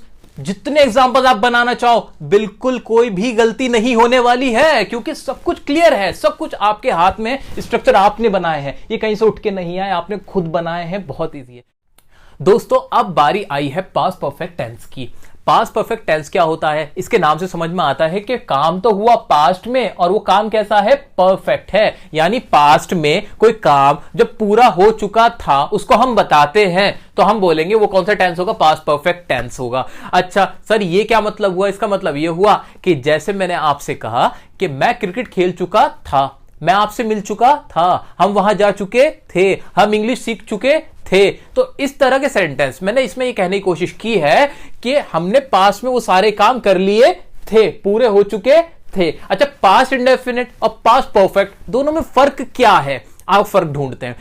पास्ट इंडेफिनिट का एक सेंटेंस है, मैंने बोला मैं गया। पास्ट परफेक्ट का सेंटेंस है, मैं जा चुका था। दोनों में अंतर करने की कोशिश करें आप। दोनों में डिफरेंस ये आता है कि जब मैंने कहा मैं गया, मैंने ये नहीं बताया कि मैं जा चुका था, कि इससे पता नहीं चल पा रहा कि काम पूरा हो गया था या चल रहा था। लेकिन जब मैंने कहा मैं जा चुका था, मैंने कहा है कि हाँ वो जाने का काम मैंने पूरा कर दिया था। ऐसे एक और सेंटेंस, मैंने काम किया, और एक और सेंटेंस, मैं काम कर चुका था या मैंने काम कर लिया था। तो यही डिफरेंस है कि जब हम कोई काम जो पास्ट में है उसे दिखाते कि वो पूरा हो गया था, तब तो लगाएंगे पास्ट परफेक्ट। और अगर कोई काम है जिसके बारे में पता ही नहीं होता, वो होता है हमारा पास्ट इंडेफिनिट। अच्छा, इसकी आपको क्या समझने की जरूरत है? इसकी आत्मा को समझो पास्ट परफेक्ट टेंस की, कि इसके अंदर जताया जाएगा, जताया ये जाएगा कि वो काम पास्ट में पूरा कर दिया गया था, पास्ट में पूरा हो गया था, पूरे होने पे फोकस होगा। आप सेंटेंस समझते ही पहचान जाओगे। ठीक है, अब इसका स्ट्रक्चर कैसे बनाओगे? इसका स्ट्रक्चर भी वैसे ही बनाएंगे प्रेजेंट टेंस की सहायता से। हमने प्रेजेंट परफेक्ट टेंस पढ़ रखा है, बिल्कुल पढ़ रखा है। प्रेजेंट परफेक्ट टेंस और पास्ट परफेक्ट टेंस में हम डिफरेंशिएट करेंगे। तो ये तो कॉमन हो गया, सिर्फ डिफरेंस इसका आया प्रेजेंट और पास्ट का, यानी टाइम का डिफरेंस है। यानी उसमें प्रेजेंट में काम पूरा हो चुका है और इसमें पास्ट में काम पूरा हो चुका था, ऐसे बनेगा। अच्छा, हिंदी में रटने के लिए कैसे याद करेंगे? पास्ट परफेक्ट टेंस को पहचानोगे कैसे? पहचानोगे ऐसे कि इसके आखिर में आवाज आएगी चुका था, चुकी थी, चुके थे, लिया था, दिया था, ली थी, दी थी। इस तरह के जो वर्ड्स है वो लास्ट में आपको मिलेंगे। ये हो गई रटने वाली बात। वैसे तो आपको इसकी आत्मा को समझना है। आप समझ जाओगे कि जताया जा रहा है कि वो काम पूरा हो चुका था। ठीक है, अब बढ़ते हैं हम इसके स्ट्रक्चर की तरफ। इसके स्ट्रक्चर में कॉमन रखेंगे, बाकी चीजें तो कुछ भी नहीं करना है। प्रेजेंट परफेक्ट टेंस था वही है बिल्कुल, बस पास्ट बदलना है। पास्ट में बदलने के लिए क्या करोगे? हेल्पिंग वर्ब बदल दोगे। पास्ट की हेल्पिंग वर्ब क्या हो जाएगी इसके अंदर? इसके अंदर हो जाएगी सर हैड हो जाएगी, बिल्कुल हो जाएगी। इसमें क्या होती थी? हैज हैव होती थी ना, इसकी हो जाएगी हैड। बाकी मेन वर्ब की थर्ड फॉर्म उसमें भी थी, बाकी स्ट्रक्चर सेम टू सेम रहेगा। अच्छा, एक और मजे की बात तो देखो, इसमें तो ये दिक्कत थी कि हैज किसके साथ आएगा, हैव किसके साथ आएगा। ठीक है, नहीं बिल्कुल थी। इसमें कोई दिक्कत नहीं है, इसमें तो सबके साथ ही क्या लगा देना है? हेड लगा देना है। तो ये तो और आसान हो गया, काम बिल्कुल आसान हो गया। खामा खां की चीजें हैं, आप क्यों नहीं समझ रहे थे पहले? अच्छा, आपने वीडियो नहीं देखी थी इसलिए। चलो आओ बढ़ाते हैं इसको। अफर्मेटिव से स्टार्ट करते हैं। अफर्मेटिव का क्या होगा? सब्जेक्ट प्लस हेड आ जाएगा, मेन वर्ब की थर्ड फॉर्म प्लस ऑब्जेक्ट, सबके साथ ही हेड आएगा, सिंगुलर हो के प्लूरल हो, कोई दिक्कत नहीं। सेंटेंस बनाओ। मैं कह चुका था, आई हैड सेड। मैं तुम्हें देख चुका था, आई हैड सीन यू। मैं उससे मिल चुका था, आई हैड मेट हिम। मैंने काम कर लिया था, I had done the work. मैंने फिल्म देख ली थी, I had watch the film. वह आ गया था, ही हैड कम। अफर्मेटिव के आप कितने भी बना सकते हो, लगना यही रूल है, कोई भी सेंटेंस हो जाए। नेगेटिव की ओर बढ़ते हैं। नेगेटिव में क्या? कुछ भी नहीं, नेगेटिव में सिर्फ नॉट लगा देना। Subject had, not main verb की थर्ड फॉर्म ही रहेगी, प्लस ऑब्जेक्ट। अब बनाओ इसके भी। मैंने उसे गाली नहीं दी थी, पास्ट में वो काम पूरा गाली कर देने का मैंने नहीं किया था, तो उसके लिए क्या आ जाएगा? I had not abused him. मैंने यह नहीं कहा था, I had not said that. मैं उससे नहीं मिला था, I had not met him. मैं वहां नहीं गया था, I had not gone there. आपको मालूम है आप क्या कहना चाहते हो, उसी के अकॉर्डिंग आप इस टेंस का इस्तेमाल करोगे। आइए बढ़ते हैं इंटरोगेटिव की तरफ। इंटरोगेटिव में क्या? कुछ भी नहीं, हेल्पिंग वर्ब लगाओ सबसे पहले, हैड आ गया, सब्जेक्ट, मेन वर्ब की थर्ड फॉर्म, ऑब्जेक्ट। बनाओ सेंटेंस। क्या तुम वहां गए थे? Had you gone there. क्या तुम उससे मिले थे? Had you met him. क्या तुमने दिवाली मनाई थी? Had you celebrated the Diwali. क्या वह आ चुका था? Had he come. बस इतना बनना है। Double interrogative. डबल इंटरोगेटिव में सिर्फ नहीं सर, ये तो बड़ी दिक्कत थी, याद आया, कानों से धुएं निकल जाने, बड़ी परेशानी हो जाएगी, बड़ा मुश्किल काम है डबल एच फैमिली वाले बनाने के लिए। तो बिल्कुल नहीं सर, सिर्फ डबल एच फैमिली रखना है, बाकी तो ऊपर से कॉपी पेस्ट ही तो है। बिल्कुल कंट्रोल सी कंट्रोल वी का काम है इसके अंदर, वही हमने करना है। सेंटेंस बना दो। क्या तुम वहां क्यों जा चुके थे? इसके हिंदी की इंग्लिश क्या बन जाएगी? Why had you gone there? तुम उससे क्यों मिले थे या मिल चुके थे? Why had you met him? तुम वहां क्यों नहीं गए थे? Why had you not gone there? कोई भी सेंटेंस बनाओ, बाकी का काम आपका दोस्तों, आपका। बिल्कुल आपको प्रैक्टिस करनी है, आज के आज, अभी के अभी प्रैक्टिस कर लो, कभी नहीं भूलोगे। लाइफ टाइम की इन्वेस्टमेंट है ये, आज की प्रैक्टिस लाइफ टाइम की इन्वेस्टमेंट। कल पे मत डालना कि आज वीडियो देख के कल करोगे, प्लीज अभी करो, बिल्कुल करो, अभी कॉन्सेप्ट क्लियर है, सीख जाओगे, कभी नहीं भूलोगे। दोस्तों अब हम बढ़ चुके हैं हमारे पास्ट परफेक्ट कंटिन्यूअस टेंस की तरफ, जो कि हमारा पास्ट का आखिरी टेंस होने वाला है। अच्छा, इसको भी कैसे पढ़ना है? अच्छा, उससे पहले बताओ इसमें होता क्या है? अरे इसमें कुछ नहीं होता सर, वही वाली चीज है। क्या? पास्ट में कोई काम चल रहा होता है पास्ट से ही, मतलब कोई पुराने वक्त में, बीते हुए वक्त के अंदर कोई काम चल रहा था और वो भी किसी खास वक्त से चल रहा था। एग्जाम्पल के तौर पे जैसे मैंने आपसे कहा, मैं 2 घंटे से आपका इंतजार कर रहा था। मैं 10 साल से दिल्ली में रह रहा था। मैं आपके साथ 2 मिनट से बातें कर रहा था। तो इस तरह की टाइमिंग, पास्ट की बात पास्ट में करे जाओगे तो कौन सा टेंस लगाओगे? पास्ट परफेक्ट कंटिन्यूअस टेंस बनाने का तरीका, हाँ वही वाला, कौन सा जो अब तक पढ़ते हुआ है, पास्ट टेंस को पढ़ने की जरूरत ही नहीं है अगर प्रेजेंट पढ़ रखा है, वही वाली बात मैं दोहरा रहा हूं अपनी, और आप भी देखो यही होने वाला है। यहां पे भी क्या होने वाला है, देखो दोबारा से कंपैरिजन करते हैं हम। कंपैरिजन में देखो past perfect continuous, present perfect continuous, फर्क क्या, सिर्फ ये फर्क है, बाकी ये चीजें तो कॉमन आ गई, यानी स्ट्रक्चर आधा से ज्यादा तो सेम हो गया, सिर्फ बदलने की क्या जरूरत है, हेल्पिंग वर्ब बदल देना बस, और कुछ नहीं करना है। हेल्पिंग वर्ब ही बदली हुई मिलेगी, और हेल्पिंग वर्ब भी बहुत आसान होगी। कैसे आसान होगी, प्रेजेंट परफेक्ट कंटीन्यूअस की हेल्पिंग वर्ब क्या होती है जरा बताइए। इनकी हेल्पिंग वर्ब होती है हैज बीन या फिर हैव बीन, ये होती है ना, हाँ होती तो यही थी। इसमें बदल के क्या हो जाएगी, अब आपको भी आइडिया है, जी हाँ बिल्कुल सही सोच रहे हो, क्या हो जाएगी, इसकी हेल्पिंग वर्ब बदल के जानी है बस, यानी ये तो और शॉर्ट कर दिया। हाँ हाँ हुआ है, शॉर्ट हुआ है, बहुत आसान हो गया, बस थोड़ी सी मेहनत प्रेजेंट में करनी है, पास्ट में तो फिर जो मेहनत पहले कर रखी है उसका खाओगे। ठीक है, आगे बढ़ जाओ, अफर्मेटिव पे आओ। अफर्मेटिव का बनाने का तरीका मैं नहीं बनाऊंगा, आप बनाओगे। सब्जेक्ट, हेल्पिंग वर्ब क्या आ जाएगी, हैड बीन, मेन वर्ब की कौन सी form, first form ING plus object plus since or for, same to same. आगे बढ़ो नेगेटिव में, सब्जेक्ट प्लस आगे क्या लिखा हुआ है देखो, had not plus been plus main verb की first form plus ING plus object plus since or for. ध्यान से देख लो, बताने की भी जरूरत नहीं है। इंटरोगेटिव का देखो वही हैड आया, सब्जेक्ट आया, बीन मेन वर्ब की first form plus ING plus object plus since or for, ऐसे उसके अंदर डब्ल्यूएच फैमिली आया, हैड आएगा, सब्जेक्ट प्लस बीन आएगा। इसको ध्यान से देखना, प्रेजेंट परफेक्ट कंटीन्यूअस में भी यही दिक्कत है और पास्ट परफेक्ट कंटीन्यूअस में भी, कि जो हमारे इसके इंटरोगेटिव होते हैं ना, तो बीन बीच में घुसता है सब्जेक्ट के, ये सब्जेक्ट बीच में आता है बीन के, तो ये चीज देख लेना आप लोग। ठीक है, तो ये सेम टू सेम था। अब इसके कुछ एग्जाम्पल कर सकता हूं क्या मैं, बिल्कुल कर सकता हूं, आओ बनाते हैं। मैं 2 घंटे से आपका इंतजार कर रहा था, I had been waiting for you for 2 hours. हम 10 मिनट से क्रिकेट खेल रहे थे, we had been playing cricket for 10 minutes. तुम 10 साल से दिल्ली में रह रहे थे, you had been living in Delhi for 10 years. ऐसे मैं 26 जनवरी से पतंग उड़ा रहा था, I had been flying the kite since 26 January. यहां पर ये जनवरी था, एक डेफिनेट टाइमिंग थी, इसलिए हमने सिंस लगा दिया। अब आते हैं नेगेटिव की तरफ। नेगेटिव, मैं 10 मिनट से टीवी नहीं देख रहा था, I had not been watching television for 10 minutes. मैं 10 साल से तुम्हारा इंतजार नहीं कर रहा था, I had not been waiting for you for 10 years. ऐसे ही तुम 10 मिनट से पढ़ाई नहीं कर रहे थे, you had not been studying for 10 minutes. कोई भी बना सकते हो, स्ट्रक्चर रखो, बनाओ। हाँ, इस्तेमाल कम होता है। जनरल अगर मैं बात करूं, क्वेश्चन पूछे जा सकते हैं, कॉम्पिटिटिव में तो कुछ भी पूछा जा सकता है, कॉम्पिटिटिव में तो चाहता ही वो ऐसे टेढ़ी चीजें देना है, लेकिन हाँ स्पीकिंग के पॉइंट ऑफ व्यू से थोड़ा कम इस्तेमाल होता है। इंटरोगेटिव में ऐसे ही, had you been going Delhi, had you been going Delhi for 2 hours, क्या तुम 2 घंटे से दिल्ली जा रहे थे। मतलब कुछ भी सेंटेंस आप बना सकते हो। इंटरोगेटिव देख लेना, डबल इंटरोगेटिव देख लेना। थोड़ा सा हम कट शॉर्ट कर रहे हैं क्योंकि अभी हमें फ्यूचर भी पढ़ना है, ये आप समझ लोगे, बहुत इजी है, कोई भी सेंटेंस बनाओ और इसको यूज कर सकते हो। अब हम बढ़ने वाले हैं, जी हाँ, आपके लिए बहुत खुशखबरी है।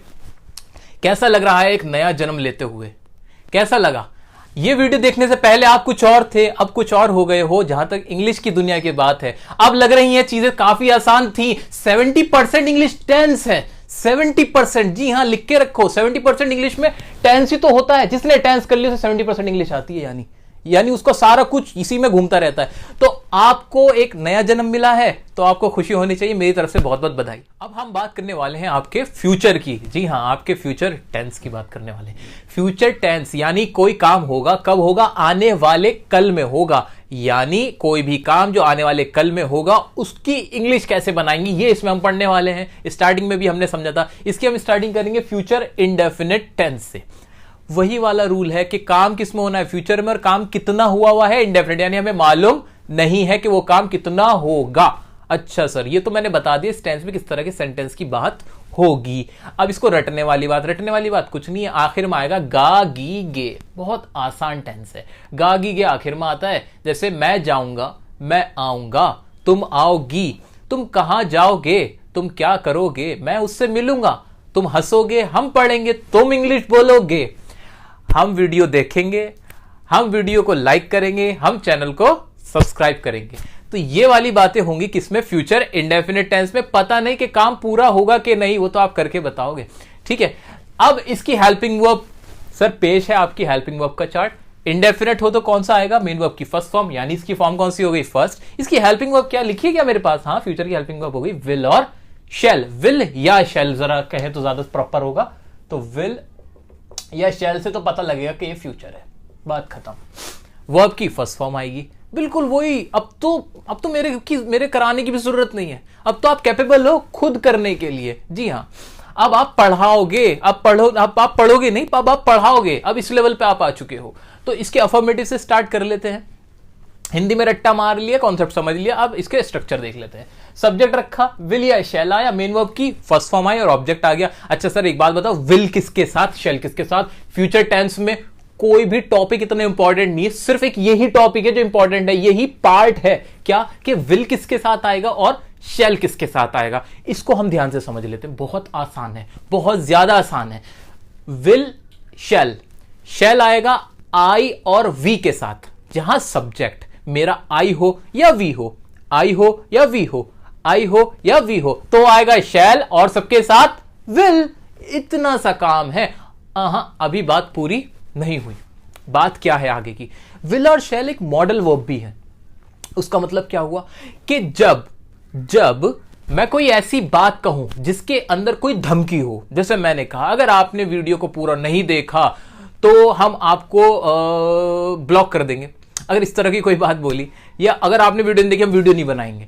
अब ये क्या धमकी दे रहा हूं, या मैं कहूं प्रॉमिस कि मैं आपको इस वीडियो के बाद एक्टिव पैसिव वॉइस की भी वीडियो बना के दूंगा, यह आपसे मैंने प्रॉमिस किया।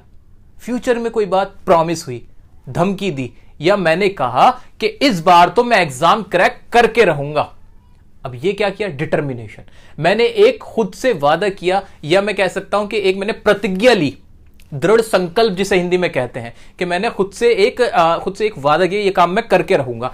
तो ये तीन कंडीशन, क्या, प्रॉमिस, डिटर्मिनेशन और या फिर थ्रेट, किसी को धमकाना, जब ये सेंटेंस में हो तब रूल्स जो है हमारे आई और वी लगाने की वो उल्टे हो जाएंगे। उल्टे कैसे, जिसके साथ अब आई आता था उसके साथ आएगा वी, जिसके साथ पहले वी आता था उसके साथ आ जाएगा आई, उल्टा पुल्टा। जी हां, तो आई और वी नॉर्मली तो ऐसे इस्तेमाल होगा कि शैल आएगा आई और वी के साथ और बाकी सबके साथ विल आएगा, लेकिन जहां पर ये तीन कंडीशन जो अभी हमने पढ़ी हैं वो हो तो रूल्स चेंज हो जाएंगे। तो ये आपने कहीं ना कहीं मॉडल का भी एक पार्ट पढ़ लिया है, तो मुबारक हो, ये भी आपने पढ़ लिया। अच्छा अब आपको समझ में आ रहा है क्या कि जब किसी को धमकी देते तो हम कहते हैं I will see you, I will kill you. इसका मतलब क्या, मैं तुम्हें मार दूंगा। सर आई के साथ विल आ गया, क्यों आ गया, इसलिए आ गया क्योंकि आप यहां पर क्या दे रहे हो, धमकी दे रहे हो। तो ये बात भी क्लियर हो गई।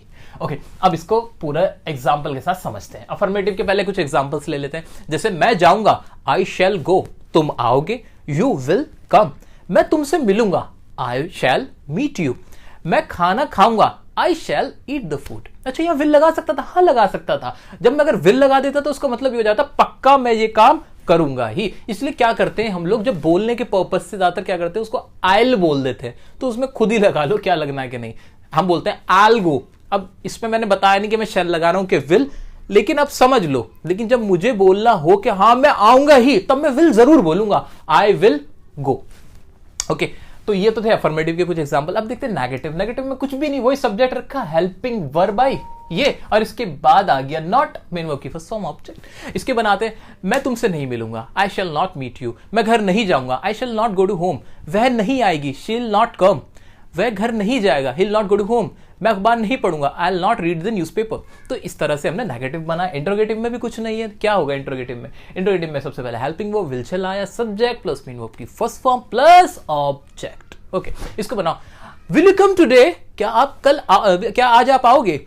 Okay, will you go there, क्या आप वहां जाओगे। विल यू सी मी, क्या आप मुझे देखोगे। शैल आई गो देयर, क्या मैं वहां जाऊं या क्या मैं वहां जाऊंगा।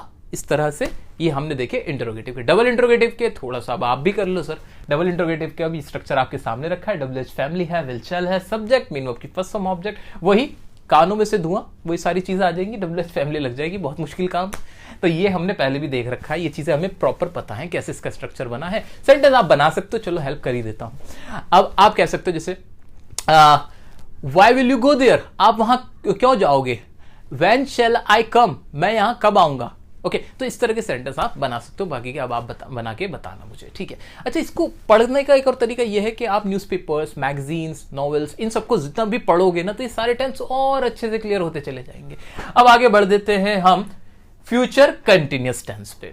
अब हमने पूरा पढ़ लिया है। अब मैं आपसे उम्मीद कर रहा हूं कि आपको, आपका जो ये नया जन्म हुआ है, आपने पुनर्जन्म लिया है, तो अब आप इस लायक हो गए हो कि आप ये चीजें अच्छे से समझ पा रहे हो।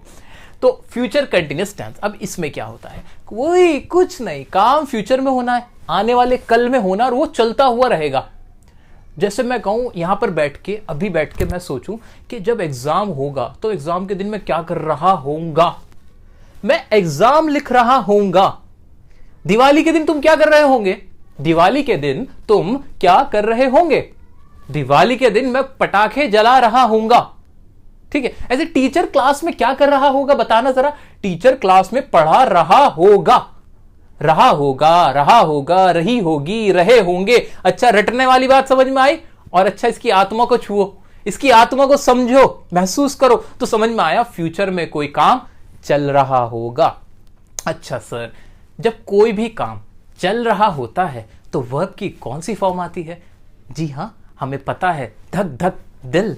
यस, मेन वर्ब की फर्स्ट फॉर्म प्लस आईएनजी। ठीक है, तो धक धक करने लगा, मेन वर्ब की फर्स्ट फॉर्म आईएनजी इसमें आने लगा। ओके, तो लग जाएगी मेन वर्ब की फर्स्ट फॉर्म की आईएनजी, लग जाएगी ना, लॉजिकल है कि नहीं? बिल्कुल है। अच्छा, हेल्पिंग वर्ब क्या रहेगी? विल शैल ही रहेगी, कोई दिक्कत नहीं, बस एक चेंज है इसमें, आप गौर करो, रहा होऊंगा, होना एक वर्ड आ रहा है, मैं क्रिकेट खेल रहा होऊंगा, तुम आ रहे होंगे, तो एक होना वर्ड आ रहा है कहीं ना कहीं, इसके लिए हम बी और लगा देते हैं इसके साथ, ये बी जरूर चलेगा।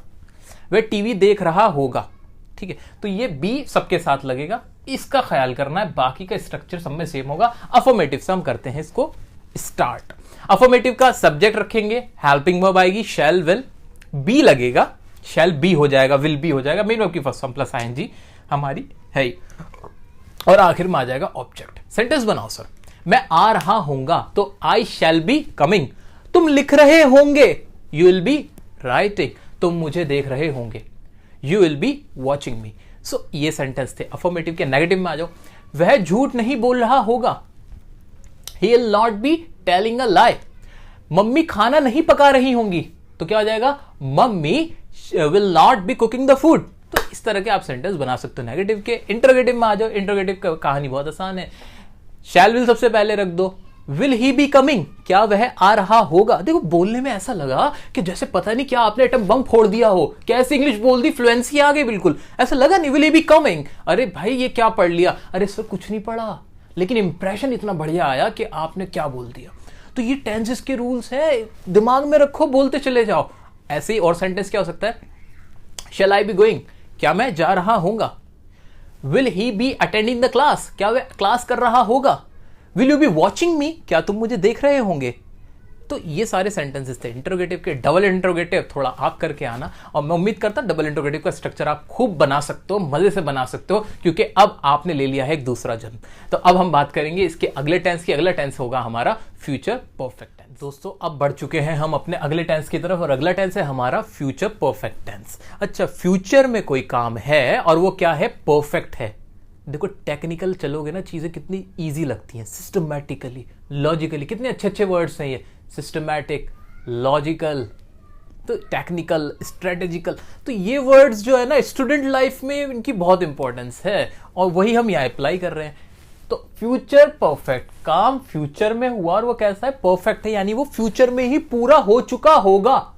अरे सर ये क्या कह रहे हो, सर सच बताऊं तो इन टेंस का रेलेवेंस बहुत कम है बोलने के पर्सपेक्टिव से। बोलने के पर्सपेक्टिव से ये बहुत कम इस्तेमाल होते हैं। पर्सनली स्पीकिंग, फ्रैंकली स्पीकिंग, मैं भी नहीं करता इनका इस्तेमाल, लेकिन एग्जाम के लिए तैयार होके जाओ, नॉलेज के पर्पज से सब कुछ आना चाहिए। आओ चलो सेंटेंस बनाते हैं। और सेंटेंस क्या होता है, इसमें इस तरह के सेंटेंस होंगे कि मैं वो काम कर चुका होऊंगा, जैसे मैंने आपसे कहा मैं ये वीडियो देखने के बाद टेंस सीख चुका होऊंगा, मैं इंग्लिश बोल चुका होऊंगा, मैं चैनल को सब्सक्राइब कर चुका होऊंगा, मैं वीडियो को लाइक कर चुका होऊंगा, हम वीडियो को शेयर कर चुके होंगे, हम आपसे मिल चुके होंगे। ये वाले सेंटेंसेस सारे आएंगे फ्यूचर परफेक्ट टेंस के अंदर। अच्छा सर जल्दी से बता दो अब मुझे इसकी हेल्पिंग वर्ब क्या होगी। सर हेल्पिंग वर्ब विल शैल की विल शैल ही रहने वाली है, कोई दिक्कत नहीं है। मतलब एक थोड़ा सा चेंज क्या होगा, इसके साथ हैव और लगना है।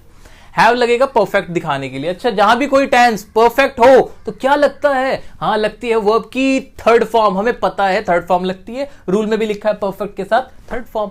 चार्ट है, सिंपल बनाओ ना इसको। तो हेल्पिंग वर्ब तो वही रहेगी विल शैल। साथ में हैव और लग जाएगा। ठीक है, अब अफर्मेटिव का स्ट्रक्चर देख लिया, सब्जेक्ट से स्टार्ट हुआ, विल और शैल, हेल्पिंग वर्ब आई, हैव आया, मेन वर्ब की थर्ड फॉर्म प्लस ऑब्जेक्ट। अब जल्दी से इनके कुछ एग्जांपल्स लेते हैं और मजेदार से और उनकी हिंदी भी बना लेते हैं।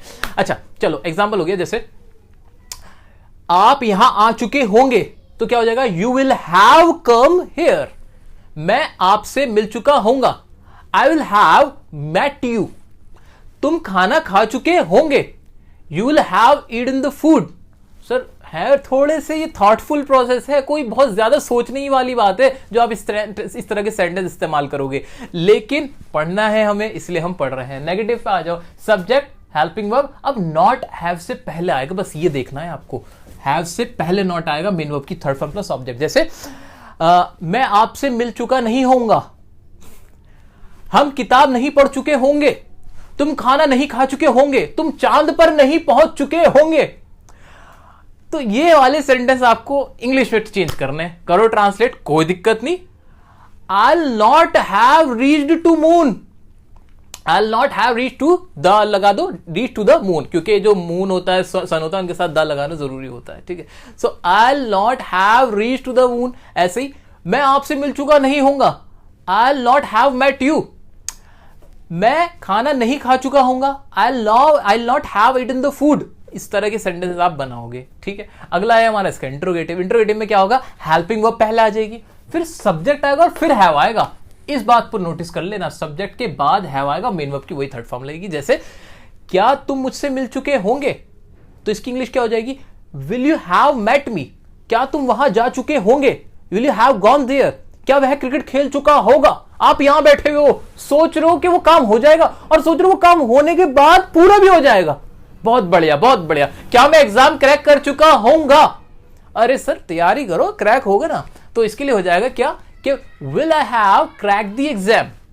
तो ये वाले सेंटेंस थे फ्यूचर परफेक्ट टेंस के। प्रैक्टिस जरूर कर लेना, रिक्वेस्ट कर रहा हूं, क्योंकि फंसना नहीं है। एग्जाम में कल को आ जाए ना तो दिमाग को ज्यादा सोचना ना पड़े, आपको पता हो कि ये सेंटेंस कौन सा है। इसलिए प्रैक्टिस कर लेना। स्पीकिंग पॉइंट ऑफ व्यू से कम इस्तेमाल होता है, एग्जाम पॉइंट ऑफ व्यू से मोस्ट इंपॉर्टेंट है। अब आ जाओ नीचे, फ्यूचर परफेक्ट कंटिन्यूअस टेंस। इसको अब हम पढ़ने वाले हैं और ये हमारा फ्यूचर का आखिरी टेंस होने वाला है।